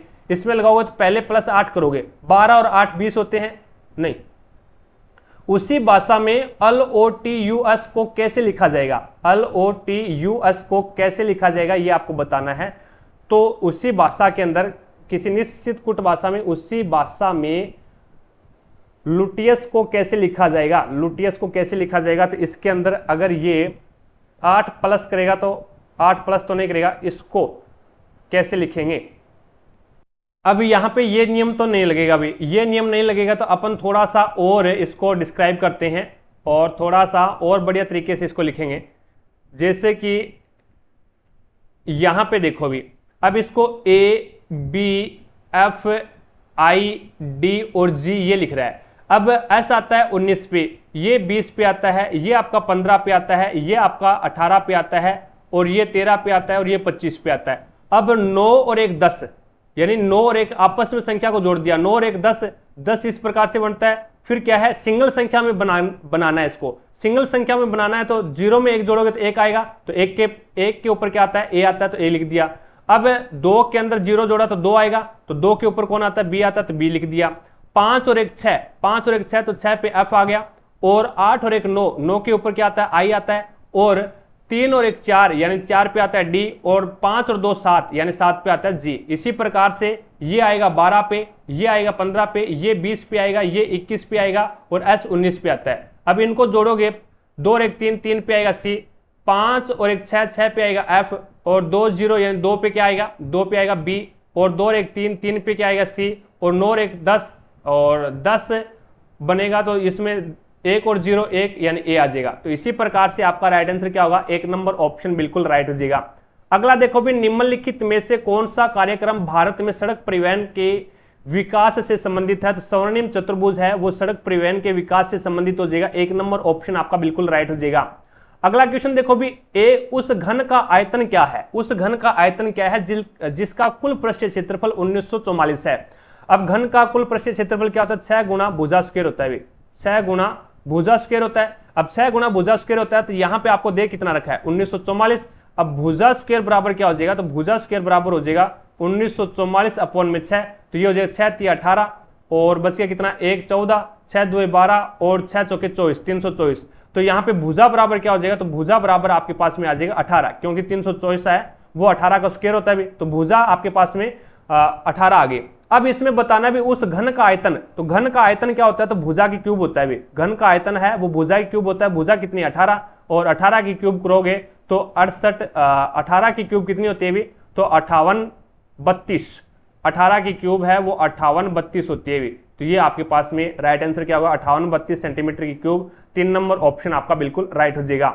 अगला क्वेश्चन देखो भी, नेक्स्ट आपके सामने है, 4 अंकों की वह बड़ी से बड़ी संख्या ज्ञात कीजिए जो 83 से पूर्णतः विभाजित हो। तो 4 अंकों की सबसे बड़ी संख्या है वो 9999 होती है। अब 9999 के अंदर है वो 83 का भाग देते हैं, तो 83 एकम 83 बच गया कितना, 6 और 1 16, उतार लिया 9, 169। और अब इसमें 2 से अगर इसको चलाते हैं तो 2 से तो नहीं जाएगा ये, क्योंकि 6 और 166 हो जाते हैं, नहीं 2 से चला जाएगा, 2 से चला जाएगा तो ये हो जाएगा 2 3 6 और 2 8 16, यानी 166 बच गया कितना, 3, और यहाँ पे कितना आ जाएगा, अब कितना उतारेंगे, 39 उतारेंगे। अब इसके अंदर देखो भी, अब पूर्णतः विभाजित होनी चाहिए। पूर्णतः विभाजित करने के लिए आपको क्या करना पड़ेगा, 39 यानी 39 शेष बच गए। अब 39 9999 में से 39 माइनस कर दो आप। 39 माइनस करोगे जो संख्या आएगी वो क्या है, 83 से विभाजित हो जाएगी। तो 9999 में से 39 माइनस करोगे, 9 में से 9 0, 9 में से 3 जाएगा 6 और ये 9960। तो आपका राइट आंसर क्या होगा, 3 नंबर ऑप्शन आपका बिल्कुल राइट हो जाएगा। अगला क्वेश्चन देखो भी नेक्स्ट आपके सामने है। एक संख्या में पहले 5% की कमी, उसके बाद में फिर 5% की वृद्धि की जाती है, तो शुद्ध वृद्धि या फिर कमी कितना है ये आपको बताना है। तो इसमें देखो भी पहले 5% की कमी फ्रैक्शन में चेंज करूंगा तो ये कितना हो जाएगा, तो 5 से कम 5 और b 5 100 यानी 1/20। पहले 5% की कमी यानी 20 संख्या थी और 1 की कमी होगी तो यानी 19। उसके बाद में 5% की वृद्धि यानी पहले संख्या 20 थी और वृद्धि कर दी तो ये कितनी होगी, 21 होगी। अब ये कितना होगा 400 और इसको देखेंगे तो ये 19 से कम 19, 1 19 2 38 और 1 कितनी होती है 39 यानी 399। कहने का मतलब पहले संख्या 400 थी और कमी वृद्धि होने के बाद में 399 होगी, तो कहने का मतलब 1 की कमी होगी और कितने के ऊपर हुई है, 400 के ऊपर इंटू 100, तो ये हो जाएगा 100 से 100 2 0 से 2 0 कैंसिल, तो ये हो जाएगा 1/4 और 1/4 को मैं क्या लिख सकता हूं, तो 0.25 लिख सकता हूं। 1/4 को 0.25, तो 0.25 की क्या आ जाएगी आपके पास में कमी आ जाएगी, जो कि 3 नंबर ऑप्शन है वो आपका बिल्कुल राइट हो जाएगा। अगला क्वेश्चन देखो भी नेक्स्ट आपके सामने है 63 नंबर क्वेश्चन, ये करंट अफेयर का क्वेश्चन है। नेक्स्ट देखियो भी 64 नंबर क्वेश्चन आपके सामने है। अब इसमें बोला गया भी एक शहर का नक्शा है वो 1:15,000 यानी 1:1,50,000 के पैमाने पर तैयार किया गया है। इस नक्शे पर दो शहर ए और बी के बीच की दूरी है वो आपको कितनी दे रखी है, 6 सेंटीमीटर दे रखी है। तो दोनों शहरों के बीच की वास्तविक दूरी कितनी है, तो मैंने मान लिया कि दोनों शहरों के बीच की वास्तविक दूरी कितनी है, वो x है। कितना मान लिया, x मान लिया। अब इसके अकॉर्डिंग यहां पे जो आपको नक्शा दे रखा है वो नक्शा कितना दे रखा है, तो वो दे रखा है 1:1,50,000, 1,50,000 दे रखा है। अब इसमें देखो भी यहां पे अब ये जो आपका अनुपात दे रखा है, इस अनुपात को मैं क्या लिख सकता हूं, इस अनुपात को 1 बटा और ये लिख सकता हूं 1,50,000, इस प्रकार से लिख सकता हूं भी 1/1,50,000 रुपए लिख सकता हूं, कोई दिक्कत नहीं है। अब टोटल दूरी हमारे पास में कितनी है, x है। टोटल दूरी हमारे पास में कितनी है, लेकिन इसने बोला है भी इस नक्शे को दो शहरों में के बीच में बांट, दो शहर ए और बी के बीच की दूरी क्या है, 6 सेंटीमीटर है। 6 सेंटीमीटर बोल रखा है, लेकिन हमने क्या है वास्तविक दूरी x मान रखी है। अब वास्तविक दूरी x मान रखी है, इस रेशो के अकॉर्डिंग दूरी कितनी है, 6 सेंटीमीटर है। अब देखो भी अगर मैं ये मानूं भी वास्तविक दूरी मेरे पास में x है और इसका 1 बटा और ये हो जाएगा 1,50,000 बराबर क्या है, 6 सेंटीमीटर है, कोई दिक्कत नहीं है। भी मैंने क्या है टोटल दूरी वास्तविक दूरी x मानी और x का मैंने वो रेशियो निकाल लिया 1/1,50,000 रुपए। 1,50,000 का मैंने क्या कर लिया, रेशियो निकाल लिया, भी x का इतना निकाल लिया मैंने, तो ये क्या है 6 सेंटीमीटर के बराबर है। तो x बराबर क्या हो जाएगा, तो x बराबर हो जाएगा 15 यानी 15 और 4 0 इंटू 6। अब इसको गुणा करोगे 15 सिक्का 90, तो ये हो जाएगा आपके पास में 2 0 और लग जाएगी, तो आपके पास में हो जाएगा ये नहीं 1 0 लगेगी भी, यानी ये हो जाएगा 2 4 0, तो ये है ही 15 सिक्का 90, 1 0 लग जाएगी। अब देखो भी ये आपके पास में इकाई, दहाई, सैकड़ा, हजार, 10,000, लाख और ये 9 लाख हो गया। अब कितना हो गया, 9 लाख सेंटीमीटर आ गया। अब आपको तो यहाँ पे क्या है किलोमीटर में दे रखा है, मीटर में चेंज करेंगे तो 100 का क्या करेंगे अपन भाग देंगे, मीटर में चेंज हो जाएगा 100 का भाग देंगे, तो क्योंकि 1 मीटर के अंदर 100 सेंटीमीटर होते हैं, तो 100 का भाग दे दिया, तो ये कितना आ गया 9,000 मीटर आ गया। अब 9,000 मीटर में क्या होता है, 1000 का भाग लगा दो भी, क्योंकि 1 किलोमीटर के अंदर 1000 मीटर होते हैं, तो 1000 का भाग लगाएंगे तो 9 किलोमीटर आ गया। ये कितने आ गई, वास्तविक दूरी कितनी आ गई, 9 किलोमीटर। x सामने माना क्या था, वास्तविक दूरी, और x का मान कितना आ गया 9 किलोमीटर। तो आपका राइट आंसर क्या होगा, 3 नंबर ऑप्शन बिल्कुल राइट हो जाएगा। अगला क्वेश्चन देखो भी नेक्स्ट आपके सामने है। अब इसके अंदर m प्लस में 3, m प्लस में 5, m प्लस में 6, m प्लस में 9 और m प्लस में 12 का माध्य आपको ज्ञात करना है।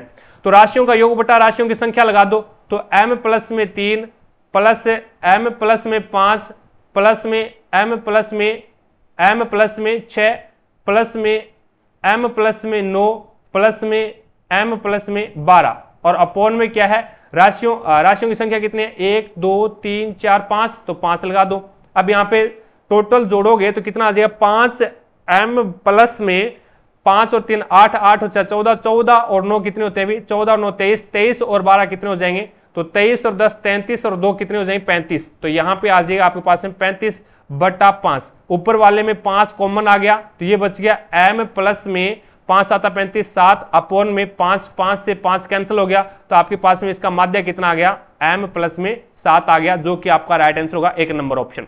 आगे देखो नेक्स्ट आपके सामने है, राम प्रसाद बिस्मिल्ला को फांसी किस लिए दी गई थी, तो काकोरी ट्रेन डकैती के कारण है वो राम प्रसाद बिस्मिल को फांसी दी गई थी। 2 नंबर ऑप्शन आपका बिल्कुल राइट हो जाएगा। अगला क्वेश्चन देखो भी नेक्स्ट आपके सामने है, अब इसके अंदर है वो आपको बताना है 1 + tan 15 डिग्री और कोट 75 डिग्री है के बराबर है, तो ये किसके बराबर है। अब आपको पता है भी एक फॉर्मूला ये होता है sec स्क्वायर, फॉर्मूला होता है sec स्क्वायर a और sec स्क्वायर a माइनस में tan स्क्वायर a, माइनस में tan स्क्वायर a बराबर क्या होता है 1। ये फॉर्मूला होता है, ये क्या होता है अपने पास में फॉर्मूला होता है। अगर इस tan को दूसरी साइड में लेके जाऊं तो ये मेरे पास में बन जाएगा sec स्क्वायर a बराबर बन जाएगा 1 प्लस में tan स्क्वायर a, ये फॉर्मूला बन जाएगा। अब इसके अंदर आपको ये भी पता है भी एक होता है कोट 90 माइनस में थीटा बराबर क्या होता है, कोट 90 माइनस में थीटा बराबर होता है tan a। tan a होता है भी, यानी कोट को चेंज करना है tan के अंदर, तो कोट 90 माइनस में थीटा होता है। अब यहां से इसको चेंज करेंगे। अब देखो ये तो आपके पास में है ही 1 प्लस में tan 15 डिग्री, ज्यों का त्यों रख दो, और कोट को मैं लिखूंगा, कोट को क्या लिखूंगा, कोट लिख दूं कोट और 90 माइनस में 75, 90 माइनस में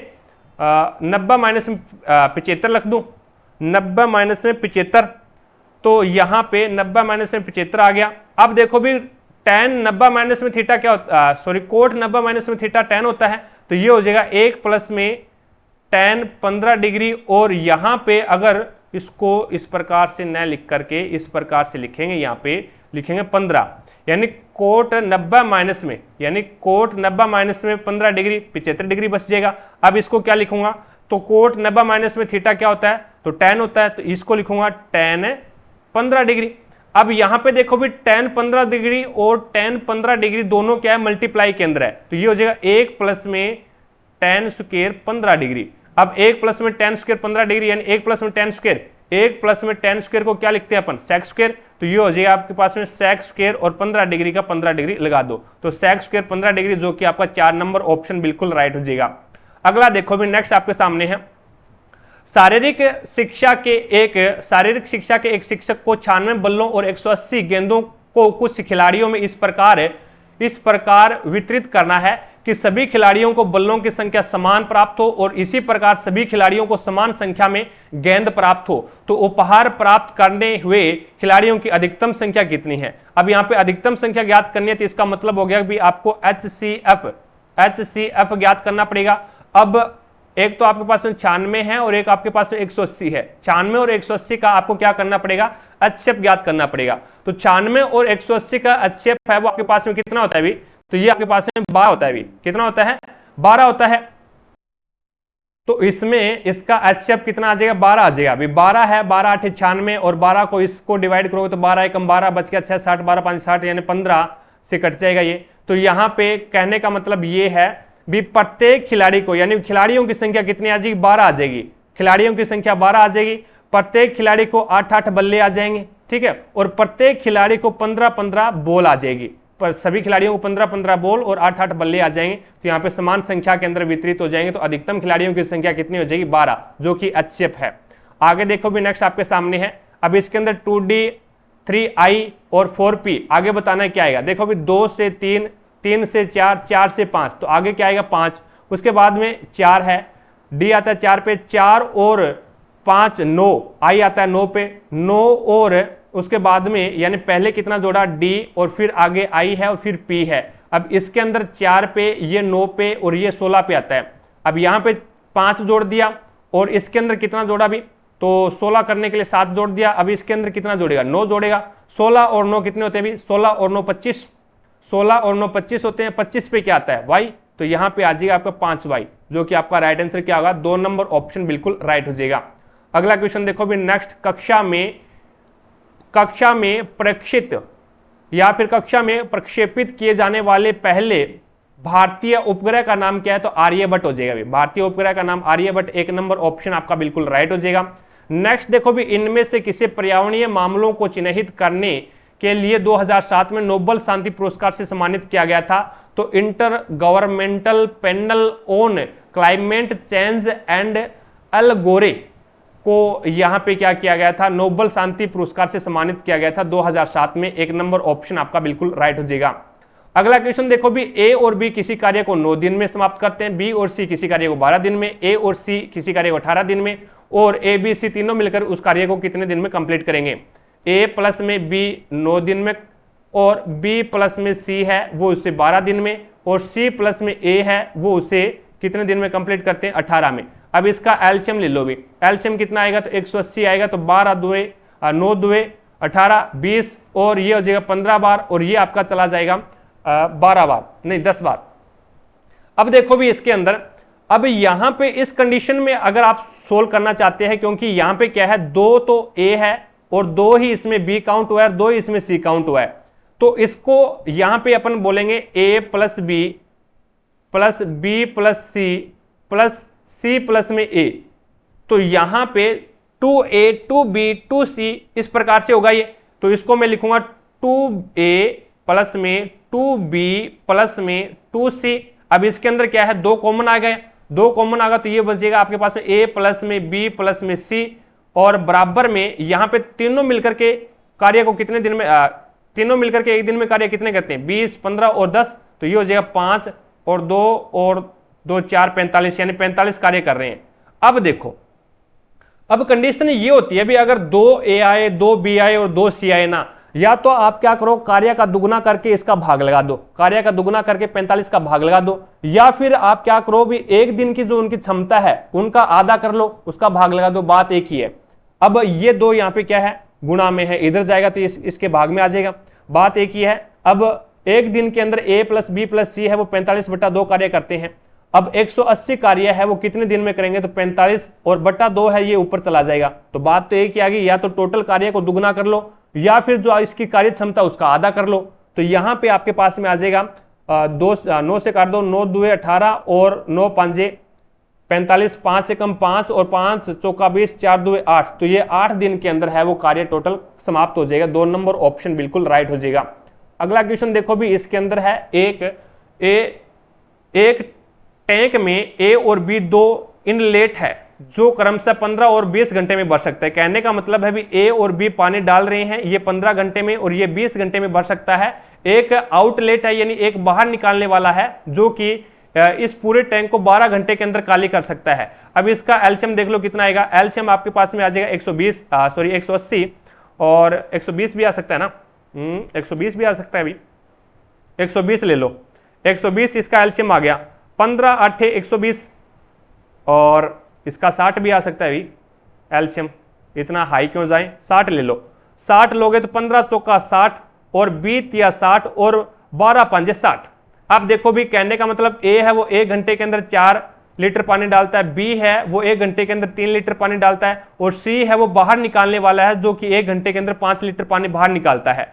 तो कहने का मतलब है भी एक साथ खोल दिए जाते हैं तो टैंक कितने मिनट में भरेगा, कितने समय में भरेगा, तो देखो भी टोटल आपके पास में 60 लीटर पानी है। अब 3 और 4 ये तो क्या है, 3 और 4 7, यानी 7 लीटर तो पानी क्या है अंदर जा रहा है, और 5 लीटर पानी बाहर आ रहा है, तो इसका मतलब क्या, अगर 2 लीटर पानी बचा अंदर, तो यहां पे कितना आ जाएगा, 30 मिनट के अंदर है वो पानी है वो उस टैंक 30 मिनट क्या, घंटे के अंदर है ना, तो 30 घंटे के अंदर आ जाएगा भाई, 30 घंटे के अंदर 30 हॉर्स के अंदर है वो उस टैंक को भरा जाएगा। 1 नंबर ऑप्शन आपका बिल्कुल राइट हो जाएगा। अगला क्वेश्चन देखो भी, निम्नलिखित में से किसका संबंध भारतीय स्वतंत्रता संग्राम से नहीं है, तो न्यू डील का संबंध है वो भारतीय स्वतंत्रता संग्राम से नहीं है। 2 नंबर ऑप्शन आपका बिल्कुल राइट हो जाएगा।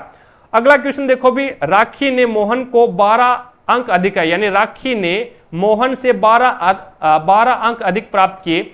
यदि राखी ने पूर्णांक 200 में से 54% अंक प्राप्त किए। अब देखो भी 200 अंकों का पेपर था, उसमें से 54 अंक प्राप्त कर लिए, तो टोटल कितने अंक हो गए? तो ये 2 से 2 कैंसिल कर दो, 4 2 8 5 2 10, यानी 108 अंक प्राप्त कर लिए। 200 का हमने क्या है 54% निकाला, तो उसने 108 अंक प्राप्त किए हैं। तो मोहन ने कितने अंक प्राप्त किए? अब यहां पे देखो भी राखी ने मोहन से 12 अंक प्राप्त किए, 12 अंक अधिक प्राप्त किए हैं, तो इसका मतलब राखी ने कितने अंक प्राप्त किए? 108। तो यहां पे 12 इसमें से माइनस कर दो भी, 12 इसमें से माइनस करोगे तो 96 अंक है वो किसने प्राप्त किए हैं? मोहन ने, क्योंकि राखी ने 12 अंक अधिक प्राप्त किए और राखी ने टोटल अब 108 अंक प्राप्त किए, तो 12 इसमें से माइनस करोगे तो 96 आ जाएगा। आगे देखो भी ग्रहों की गति का नियम, ग्रहों की गति के नियम का प्रतिपादन किसने किया था? तो जोहान्स केपलर ने किया था। 2 नंबर ऑप्शन आपका बिल्कुल राइट हो जाएगा। नेक्स्ट देखिए, विश्व का सबसे बड़ा कॉफी उत्पादक देश कौन सा? ब्राजील हो जाएगा भी। विश्व का सबसे बड़ा कॉफी उत्पादक देश ब्राजील। 3 नंबर ऑप्शन आपका बिल्कुल राइट हो जाएगा। अगला देखो भी, गेंडा एक युद्धपोत का नाम क्या है? युद्धपोत का नाम है गेंडा। तो इसी प्रकार से सारक है वो एक पनडुब्बी का नाम है भी। सारक किसका नाम है? तो एक पनडुब्बी का नाम है। तो 1 नंबर ऑप्शन आपका बिल्कुल राइट हो जाएगा। जिस प्रकार से गेंडा युद्धपोत का नाम है, तो सारक है वो पनडुब्बी का नाम हो जाएगा। अगला क्वेश्चन देखो भी, निम्नलिखित में से कौन सा बंदरगाह भारत के पूर्वी तट पर स्थित नहीं है? तो कांडला बंदरगाह गुजरात में है, जो कि पश्चिमी तट के ऊपर है। ये पश्चिमी तट के ऊपर है। तूतीकोरन है, पारादीप है और हल्दिया है, ये आपके पूर्वी तट के ऊपर है। ठीक है, आगे देखो नेक्स्ट 80 नंबर क्वेश्चन आपके सामने है। अब इसके अंदर आपको स्टेटमेंट दे रखा है, समस्त द्रव, समस्त डी से द्रव बन गया। समस्त द्रव है वो क्या है? रिक्त स्थान है। तो समस्त द्रव डी से द्रव और आर से रिक्त स्थान बन गया। तो समस्त द्रव का मतलब हो गया सारे के सारे द्रव। तो सारे के सारे जो आपके द्रव है वो किसके अंदर आ जाएंगे? रिक्त स्थान में आ जाएंगे। और कुछ द्रव्यमान द्रव है, कुछ जो आपका द्रव्य है वो क्या है? द्रव्यमान है। डी एम से द्रव्यमान बन जाएगा। तो अब इसके अंदर यहां पे निष्कर्ष कौन सा सही है वो आपको बताना है। समस्त द्रव्यमान रिक्त स्थान है क्या? सारे के सारा जो द्रव्यमान यानी डी एम से द्रव्यमान है वो रिक्त स्थान है क्या? नहीं है। उसके बाद में कुछ द्रव्यमान रिक्त स्थान है क्या? कुछ जो आपके द्रव्यमान है, कुछ जो आपके इसमें देखना क्या है वो देखो, तार्किक रूप से पालन करते हैं। कौन सा तार्किक रूप से यानी सही कौन सा है वो आपको देखना है। तो यहाँ पे कुछ द्रव्यमान रिक्त स्थान है क्या? कुछ जो आपके द्रव्यमान है डीएम से द्रव्यमान रिक्त स्थान वाले को काट रहा है क्या? बिल्कुल सही है, भी काट रहा है। और कुछ रिक्त स्थान द्रव्यमान है क्या? कुछ जो रिक्त स्थान वाला जो पोर्शन है वो द्रव्यमान को काट रहा है, ये भी सही है। समस्त रिक्त स्थान है वो द्रव्यमान नहीं हो सकते। सारे के सारे जो आर हैं वो द्रव्यमान के अंदर आ रहे हैं क्या? नहीं आ रहे, तो इसको कैंसिल करो। समस्त रिक्त स्थान द्रव्यमान के अंदर नहीं आ रहे और समस्त द्रव्य द्रव्यमान के अंदर नहीं आ रहे। सारे के सारे जो द्रव्य डी से द्रव्य है ये द्रव्यमान के अंदर नहीं आ रहा, तो ये भी कैंसिल करो। तो यहाँ पे बी और सी दोनों सही है, बी और सी सही है। 2 नंबर ऑप्शन आपका बिल्कुल राइट हो जाएगा। अगला क्वेश्चन देखो भी नेक्स्ट आपके सामने है। अब इसके अंदर कौन सा नियम लागू कर रहा है? ये STUDFARM। अब इसको क्या लिख रहा है? अब ये लिख रहा है FGHQSNEZ। अब यहां पे देखो भी कौन सा नियम लागू हो रहा है।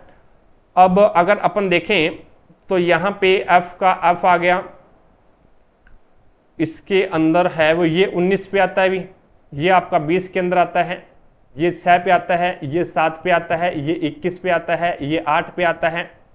अगर यहां से देखें तो ये इसका उल्टा हो गया और ये आप इसका उल्टा हो गया और ये इसका उल्टा हो गया।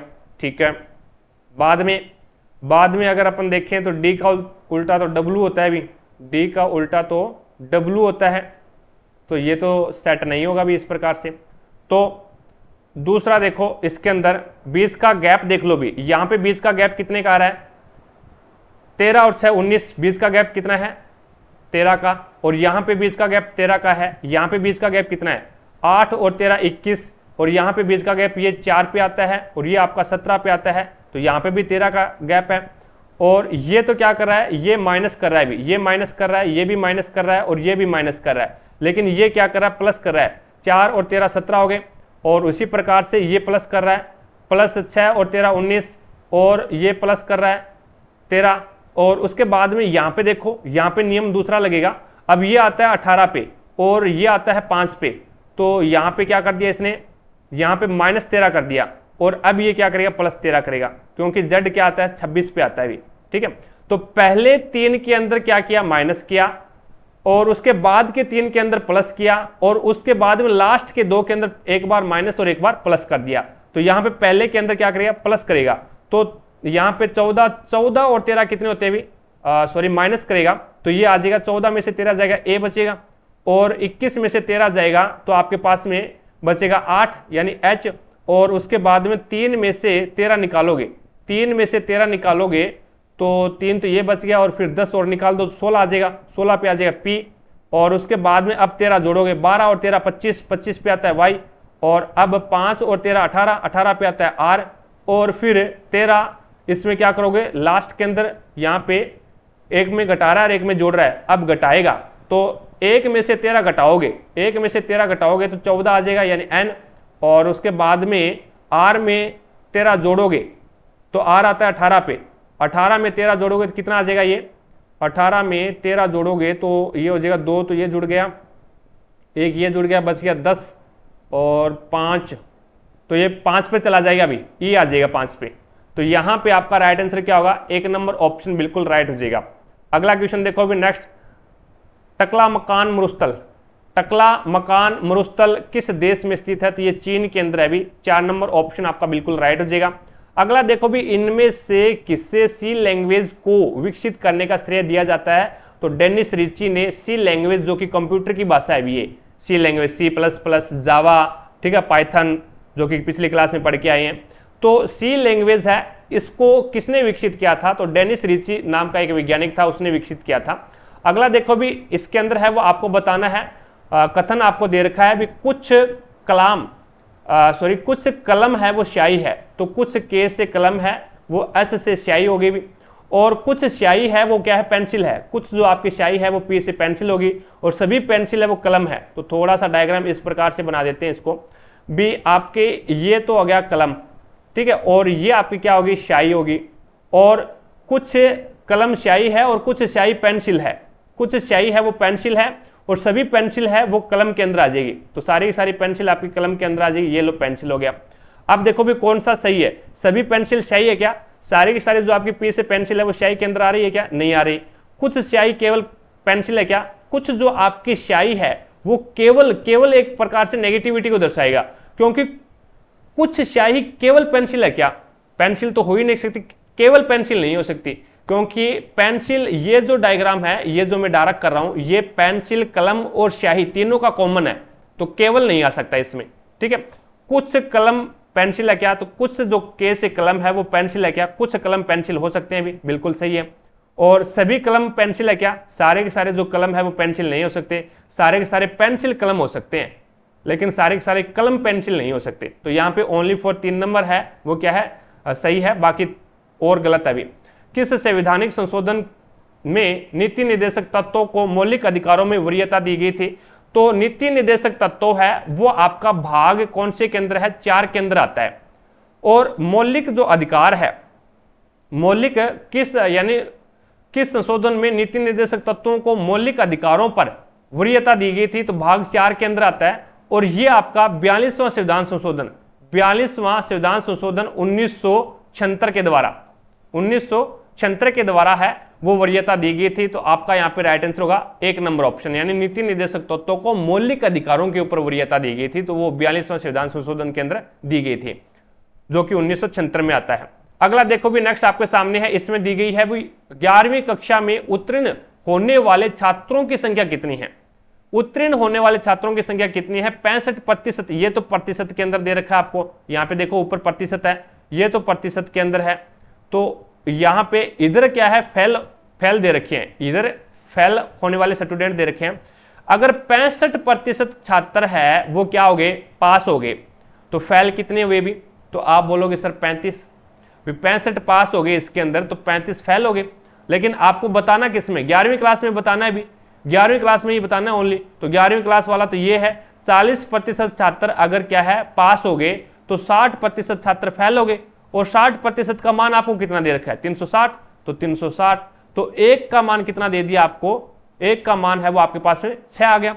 अब आपको बताना क्या है, तो उत्तीर्ण छात्रों की संख्या बतानी है। तो उत्तीर्ण होने वाले छात्रों की प्रतिशत कितना है, तो 1% का मान 6 है, तो 40% का मान कितना हो जाएगा, तो 40 से गुना 6 चौका 24, 240, तो 240 आ जाएगा। 3 नंबर ऑप्शन आपका बिल्कुल राइट हो जाएगा।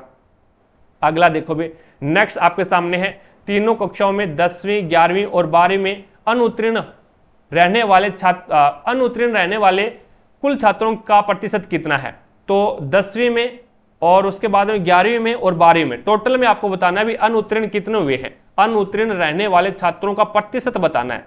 तो अनुत्तीर्ण हुए कितने हैं वो देखो भी, टोटल विद्यार्थी कितने वो भी तो देखने पड़ेंगे आपको। तो अनुत्तीर्ण होने वाले तो 0, 2 और 3, 2 और 6 8 और 1 9, और उसके बाद 1 2 और 3 5 6 और 7, यानी 790 है वो तो क्या है, अनुत्तीर्ण हुए हैं। अब टोटल विद्यार्थी कितने हैं वो भी तो आपको देखना पड़ेगी। अब देखो भी यहाँ पे टोटल विद्यार्थी निकालेंगे अपन, यानी 65% छात्र पास हुए, तो 35 क्या हो गए, फेल हो गए, 35 फेल हो गए। 35 का मान 105 दे रखा है, तो 1 का मान कितना आ जाएगा, तो 35 इसके भाग में आ जाएगा। आपको क्या है, 100 का मान ज्ञात करना है, तो 100 का मान करोगे 35 से कम 35, और 35 तिया कितना होता है, 105 होता है। तो यहाँ पे टोटल विद्यार्थी कितने हो गए इसके, यानी 10th क्लास में मैथ के अंदर 300 विद्यार्थी है। इसी प्रकार से हिंदी में निकालेंगे, 80% विद्यार्थी पास हुए हैं, तो 20% विद्यार्थी वो फेल हो गए, 20 फेल हो गए, तो 20 का मान आपके पास में 120 दे रखा है, तो 1 का मान कितना आ जाएगा, तो 20 का भाग लगा दो, 0 2 1 2 2 6 12, यानी 1 का मान 6 आ गया, तो 100 का मान कितना आ जाएगा, 600, तो यहाँ पे 600 विद्यार्थी आ जाएंगे। उसके बाद में 11th क्लास के अंदर इंग्लिश के अंदर 40% विद्यार्थी क्या हो गए, फेल हो गए, पास हो गए, तो 60% विद्यार्थी है वो पास हो गए। 60 का मान कितना है, 360 है, तो 1 का मान कितना आ जाएगा, 6, 1 का मान कितना आ जाएगा, 6, तो यहाँ पे भी कितना आ जाएगा, 600 विद्यार्थी। उसके बाद में टोटल विद्यार्थी की बात कर रहा हूं मैं, ठीक है। अब यहाँ पे 75% विद्यार्थी इसमें क्या हो गए, पास हो गए, तो 25% विद्यार्थी फेल। 25 का मान कितना है, 100 है, 25 से कम 25, 25 चौका 100, तो यहाँ पे टोटल विद्यार्थी कितने आ गए, 400। और यहाँ पे 50% विद्यार्थी है वो फेल, पास, तो 50 फेल हो गए, तो 50 का मान आपको कितना दे रखा है, 110, तो 1 का मान कितना आ जाएगा, तो 50, और 100 का मान ज्ञात करना है, 50 से कम 50, 50 2 100, तो ये हो जाएगा 220, ये कितना हो जाएगा 220। ये टोटल विद्यार्थी है अभी 300, अब इसमें जोड़ो 0, और ये 0 0 0 और ये 2, और उसके बाद में 3 6 9 9 और 6 15, 15 और 4 है 19, 19 और 2 कितने हो जाएंगे भी, 19 और 2 21, यानी टोटल विद्यार्थी अब आपके पास में कितना आ गया, 2120 आ गया। उसमें से 790 फेल है। अब टोटल विद्यार्थियों यानी अनुत्तीर्ण रहने वाले विद्यार्थियों की संख्या प्रतिशत निकालना है, तो 790 है वो 2120 का कितना है, 790 यानी फेल है, टोटल 2120 है, टोटल विद्यार्थी 2120, 790 फेल, तो 790 2120 का कितना प्रतिशत है, इस प्रकार से निकाल लो, 1 से 1 कैंसिल कर दो, और उसके बाद में ये आ जाएगा आपके पास में, यहाँ पे 7900 में आपको 212 का भाग लगाना है, तो ये आ जाएगा 37.5, कितना आ जाएगा, 37.5% आ जाएगा, जो कि 2 नंबर ऑप्शन आपका बिल्कुल राइट हो जाएगा। अगला क्वेश्चन देखो भी, नेक्स्ट आपके सामने है। अब इसके अंदर है वो आपको बताना क्या है, बताना ये है भी, दी गई तालिका के अनुसार सभी वर्षों, सभी 500 विषयों में तीनों कक्षाओं में 10वीं 11वीं और 12वीं उत्तीर्ण होने वाले कुल छात्र और अनुत्तीर्ण होने वाले कुल छात्रों का अनुपात कितना है। तो अनुत्तीर्ण 790 हुए थे, और टोटल कितने थे भी, 2120 थे, टोटल 2120 थे। अब इसमें से अगर मैं अनुत्तीर्ण होने वाले छात्र निकाल दूं, तो मेरे पास में उत्तीर्ण होने वाले छात्र आ जाएंगे 0, 12 में से 9 गया 3, और यहां पे बच गया 10, 3 और ये 1, यानी कहने का मतलब ये है भी ये टोटल थे, ये आपके पास में क्या थे, टोटल विद्यार्थी थे। टोटल विद्यार्थी में से मैंने जो फेल थे वो निकाल दिए, तो मेरे पास में पास मार्किंग वाले आ गए। अब यहाँ पे इसको सोल्व करते हैं, तो ये हमने सही घटाया क्या वो देख लेते हैं। 2120 ही है क्या, इसमें टोटल विद्यार्थी 2120 ही है अभी, तो 2120 में से हमने क्या कर दिया, 790, ये 790 ही है ना, ये 790 ही है, 790 थोड़ी ना यार, 95 है इसमें, ये देखो यहाँ पे गलती कर दिया ना, ये 95 है अभी, यहाँ पे 795, तो यहाँ पे आएगा आपका कितना आएगा, 7950 आएगा, 7950 में 212 का भाग दे देना, ठीक है। तो यहाँ पे इसमें क्या आ जाएगा, ये आ जाएगा आपके पास में 700 आपके पास में 795 आ गया। अब 795 आए, इसका टोटल 795 होगा भी।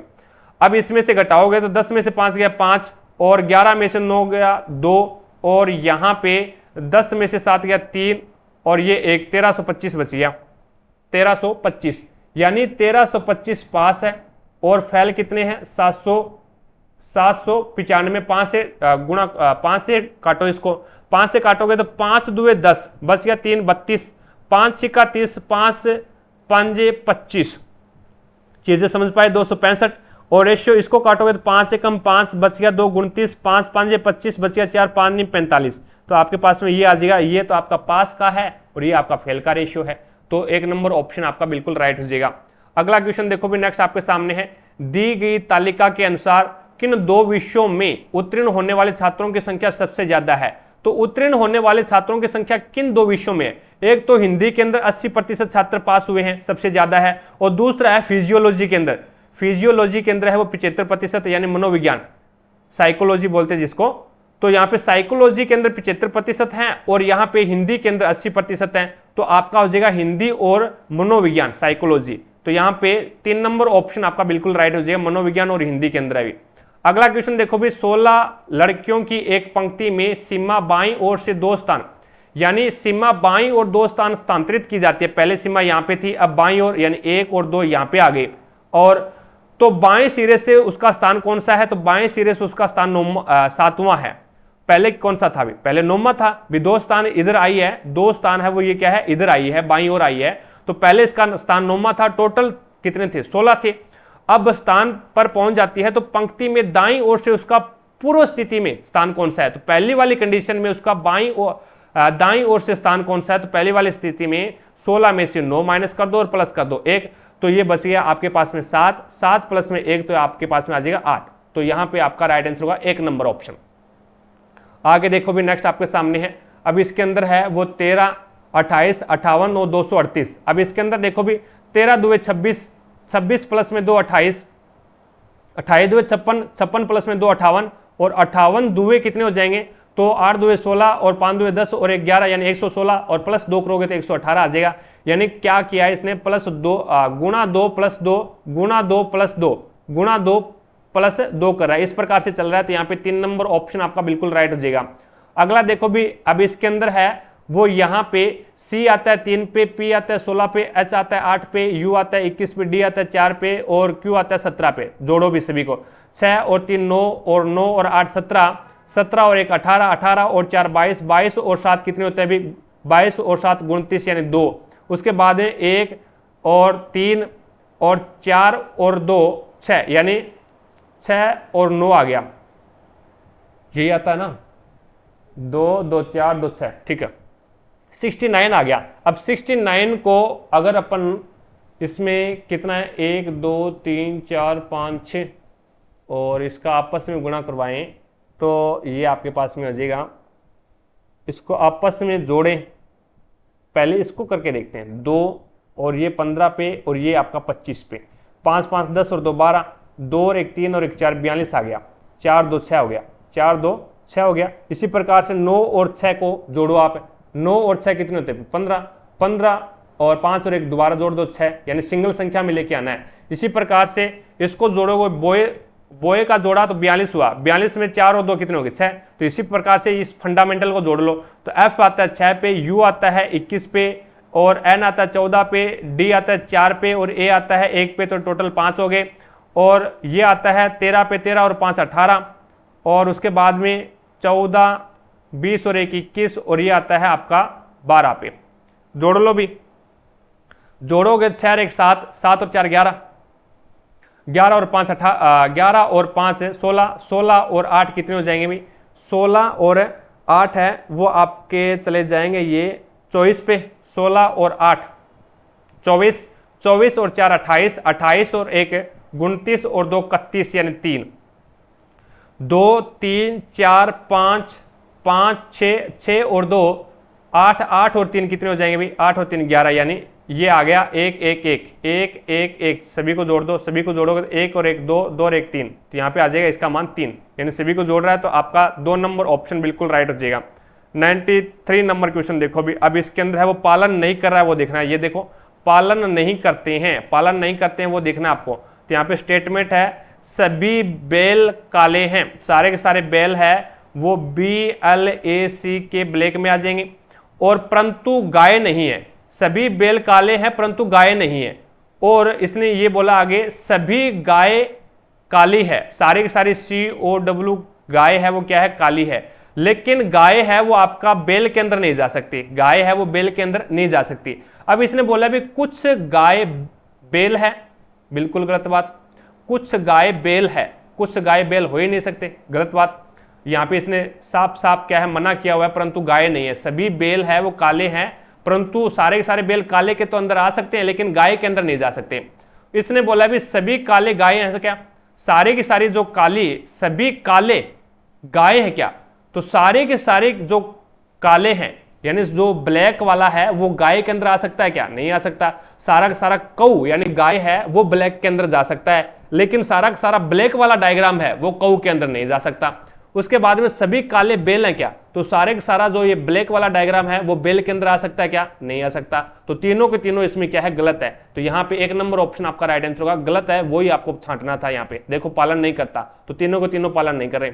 आगे देखो भी इसके अंदर अब ये आता है 1 आता है 1 पे, तो ये 1 आ गया। इसी प्रकार से ये 1 पे आता है, ये 3 पे आता है, इनको जोड़ो तो ये आ जाएगा 4 पे। ये आता है 4 पे, ये 4 पे आता है, और ए आता है 1 पे, तो सभी को जोड़ा तो ये आ गया 9।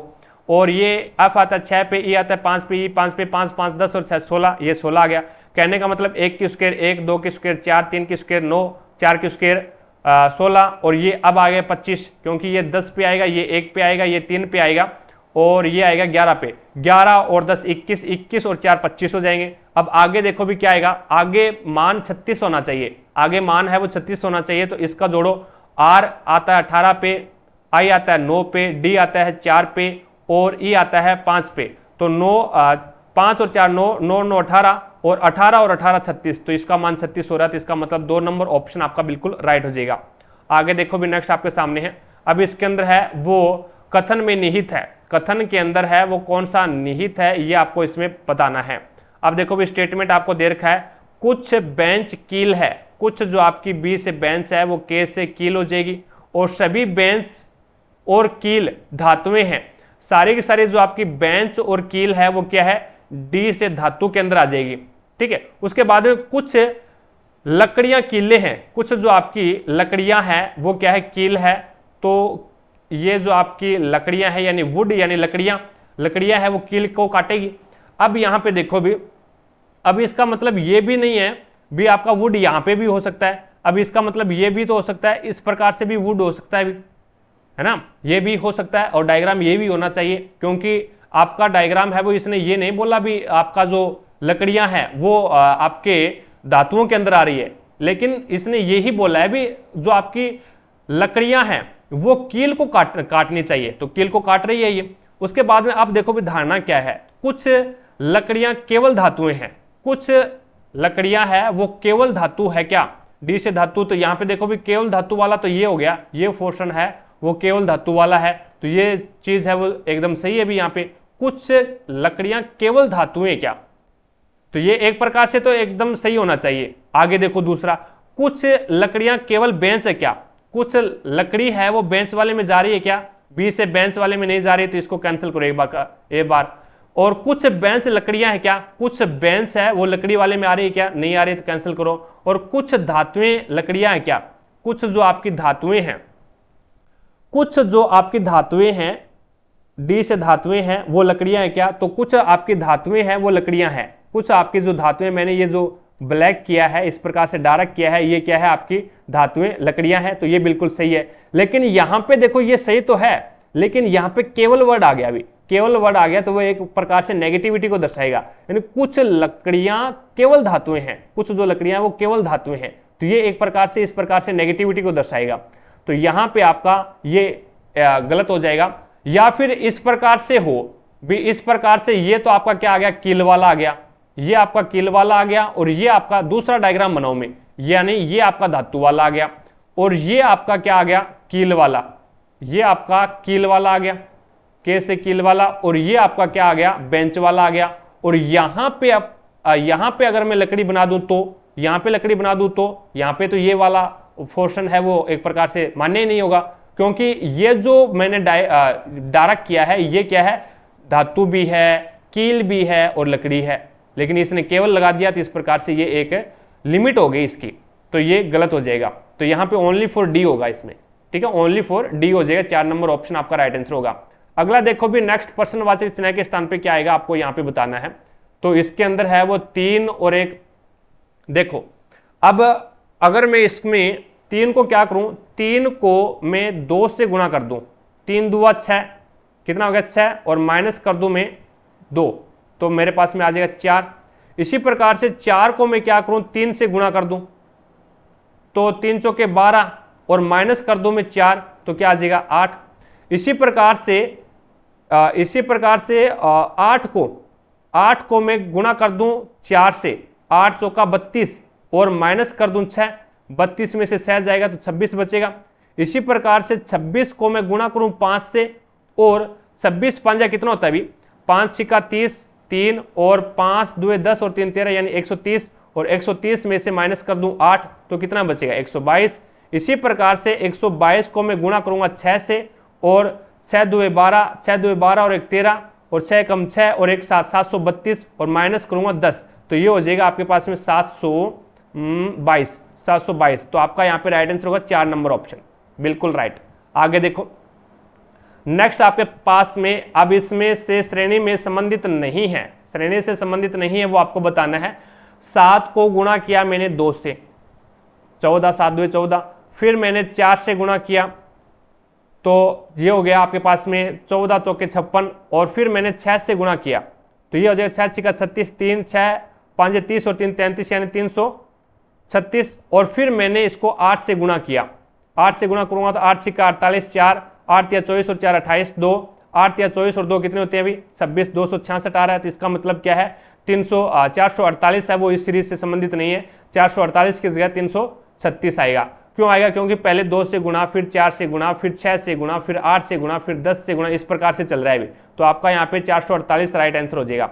आगे देखो भी नेक्स्ट आपके सामने है, किसी संख्या के 5वें भाग को 3 से विभाजित किया जाता है। कोई संख्या है, वो संख्या मैंने मान ली x है, अब इसका 5वां भाग है वो x बटा 5 है। अब इसको क्या है, किसी संख्या के 5वें भाग को जब 3 से विभाजित किया जाता है, 5वां भाग ये है, अब इसको क्या कर दिया 3 से विभाजित कर दिया, तो ये लो 3 से विभाजित कर दिया, तो प्राप्त परिणाम 80 के आधे, तो प्राप्त परिणाम है वो 80 का आधा, 80 के आधे के 10वें भाग, 80 के आधे और इसका 10वां भाग, यानी 10वां भाग के 10वें भाग के आधे का 3 गुना है, 10वें भाग का, और वो भी आधा, 10वां भाग का आधा का 3 गुना है, तो वो संख्या आपको ज्ञात करनी है।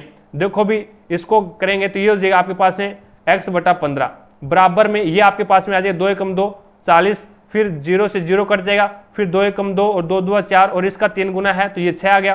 तो x बराबर क्या आ जाएगा, तो x बराबर आ जाएगा, ये यहाँ पे क्या है भाग में इधर जाएगा तो गुणा में चला जाएगा, 15 × 6 15 छिक्का 90, तो आपका राइट आंसर क्या होगा x, यानी वो संख्या क्या है 90 है। तो यहाँ पे 2 नंबर ऑप्शन आपका बिल्कुल राइट हो जाएगा भी, यानी मैंने वो संख्या मानी x, उसके 5वां भाग यानी x बटा 5 को 3 से विभाजित किया जाता है, 3 से विभाजित कर दिया, बराबर जो परिणाम प्राप्त होगा वो 80 का आधा, यानी 80 का आधा किया, फिर उसका 10वां भाग किया, यानी भाग करने का बोले तो भाग ही देना आपको, 10 से भाग दे दिया, और फिर क्या आधा कर दिया, तो 10वें भाग को आधा कर दिया, तो यानी 2 से फिर डिवाइड कर दो, और उसका 3 गुना कर रहा है तो 3 से गुना कर दो।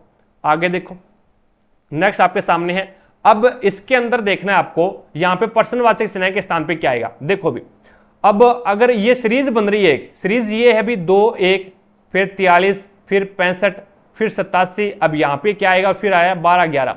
अब देखो भी यहाँ पे फर्स्ट इवन नंबर कौन सा है, यानी पहली सम संख्या कौन सी है 2, पहली विषम संख्या कौन सी है 1, दूसरी सम संख्या कौन सी है 4 और दूसरी विषम संख्या कौन सी है 3। समझ में आ रही है क्या, पहली सम संख्या और पहली विषम संख्या, दूसरी सम संख्या और दूसरी विषम संख्या, तीसरी सम संख्या और तीसरी विषम संख्या, चौथी सम संख्या और चौथी विषम संख्या, और अब 5वीं सम संख्या कौन सी होगी 10, 5वीं सम संख्या 10 और पांचवी विषम संख्या 9, तो यहाँ पे कितना आ जाएगा 109 आ जाएगा। तो यहाँ पे 109 आएगा जो कि आपका राइट आंसर होगा, एक नंबर ऑप्शन। चीजें समझ पाए क्या? आगे यहाँ पे 12 11 दे रखा है, तो इसका मतलब छठी, ये छठी सम संख्या है और छठी विषम संख्या है। आगे देखो भी नेक्स्ट इसके अंदर है वो आपको दे रखा है, उपयुक्त विकल्प का चयन कीजिए। अब इसमें है ग्रीनलैंड पूर्ण रूप से हरा है। अभी कथन है भी जो आपका ग्रीनलैंड है ना वो क्या है, पूर्ण रूप से हरा है। ग्रीनलैंड आपका पूर्ण रूप से हरा है। कारण क्या है? कारण है ध्रुवीय क्षेत्रों में बर्फ, वर्ष भर बर्फ रहती है। ध्रुवीय क्षेत्रों में वर्ष भर है वो बर्फ पड़ती है। तो ये तो सही है भी ध्रुवीय क्षेत्रों के ऊपर वर्ष भर है वो बर्फ पड़ी रहती है। तो यहाँ पे ग्रीनलैंड है वो आपका हरा कैसे होगा भी? वहां पे तो वर्ष भर बर्फ पड़ती रहती है, तो वो सफेद होगा भी। वो आपका क्या होगा? ग्रीनलैंड सफेद होगा। तो यहाँ पे आपका ग्रीनलैंड है वो क्या है, ये अभिकथन फर्स्ट गलत है। कारण इसका सही है। कारण क्या है? सही है। तो आपका यहाँ पे पहला गलत हो जाएगा। ए क्या है? असत्य है, परंतु आर क्या है? सत्य हो जाएगा। ध्रुवीय क्षेत्रों के अंदर वर्ष भर क्या है? बर्फ पड़ती रहती है, तो ये तो सही है। लेकिन ग्रीनलैंड पूर्ण रूप से हरा है, ये गलत है। बर्फ पड़ेगी तो वहां पे सफेद होगा भी वो। तो इस प्रकार से हमने एक पेपर और सोल्व किया है। आई होप आपको चीजें क्लियर हुई होगी। अगर फिर भी कोई भी क्वेश्चंस में आपको डाउट लगती है तो मुझे कमेंट सेक्शन में कमेंट करके जरूर बताएं, भी आपकी डाउट को क्लियर किया जाएगा। क्लास पसंद आई है तो दिल से लाइक, ज़्यादा से ज़्यादा शेयर करें अपने सभी दोस्तों के साथ में, ताकि सभी दोस्तों को क्लास का लाभ मिले और उनको भी पता लगे भी रेलवे एनटीपीसी में किस लेवल के क्वेश्चन आते हैं और उसे कैसे सोल्व करते हैं। नेक्स्ट जो हमारी क्लास रहेगी वो रहेगी 21 जनवरी 2021 को, जो 3 बजे पेपर हुआ था। 21 जनवरी 2021 को जो 3 बजे पेपर हुआ था, उस पेपर का नेक्स्ट क्लास में सॉल्यूशन करने वाले हैं। तो चैनल पर नए हैं तो चैनल को सब्सक्राइब करें, पास में लगे बेल आइकन को जरूर दबाएं भी, ताकि अपन जैसे ही नेक्स्ट वीडियो लेके आए तो उसका नोटिफिकेशन सबसे पहले आपके पास पहुंचे और आप तुरंत उसका लाभ उठा सको। ज़्यादा से ज़्यादा शेयर करना अपने सभी दोस्तों के साथ में। तो आज की क्लास में इतना ही, मिलेंगे अपन नेक्स्ट क्लास में। तब तक के लिए जय हिंद, जय भारत।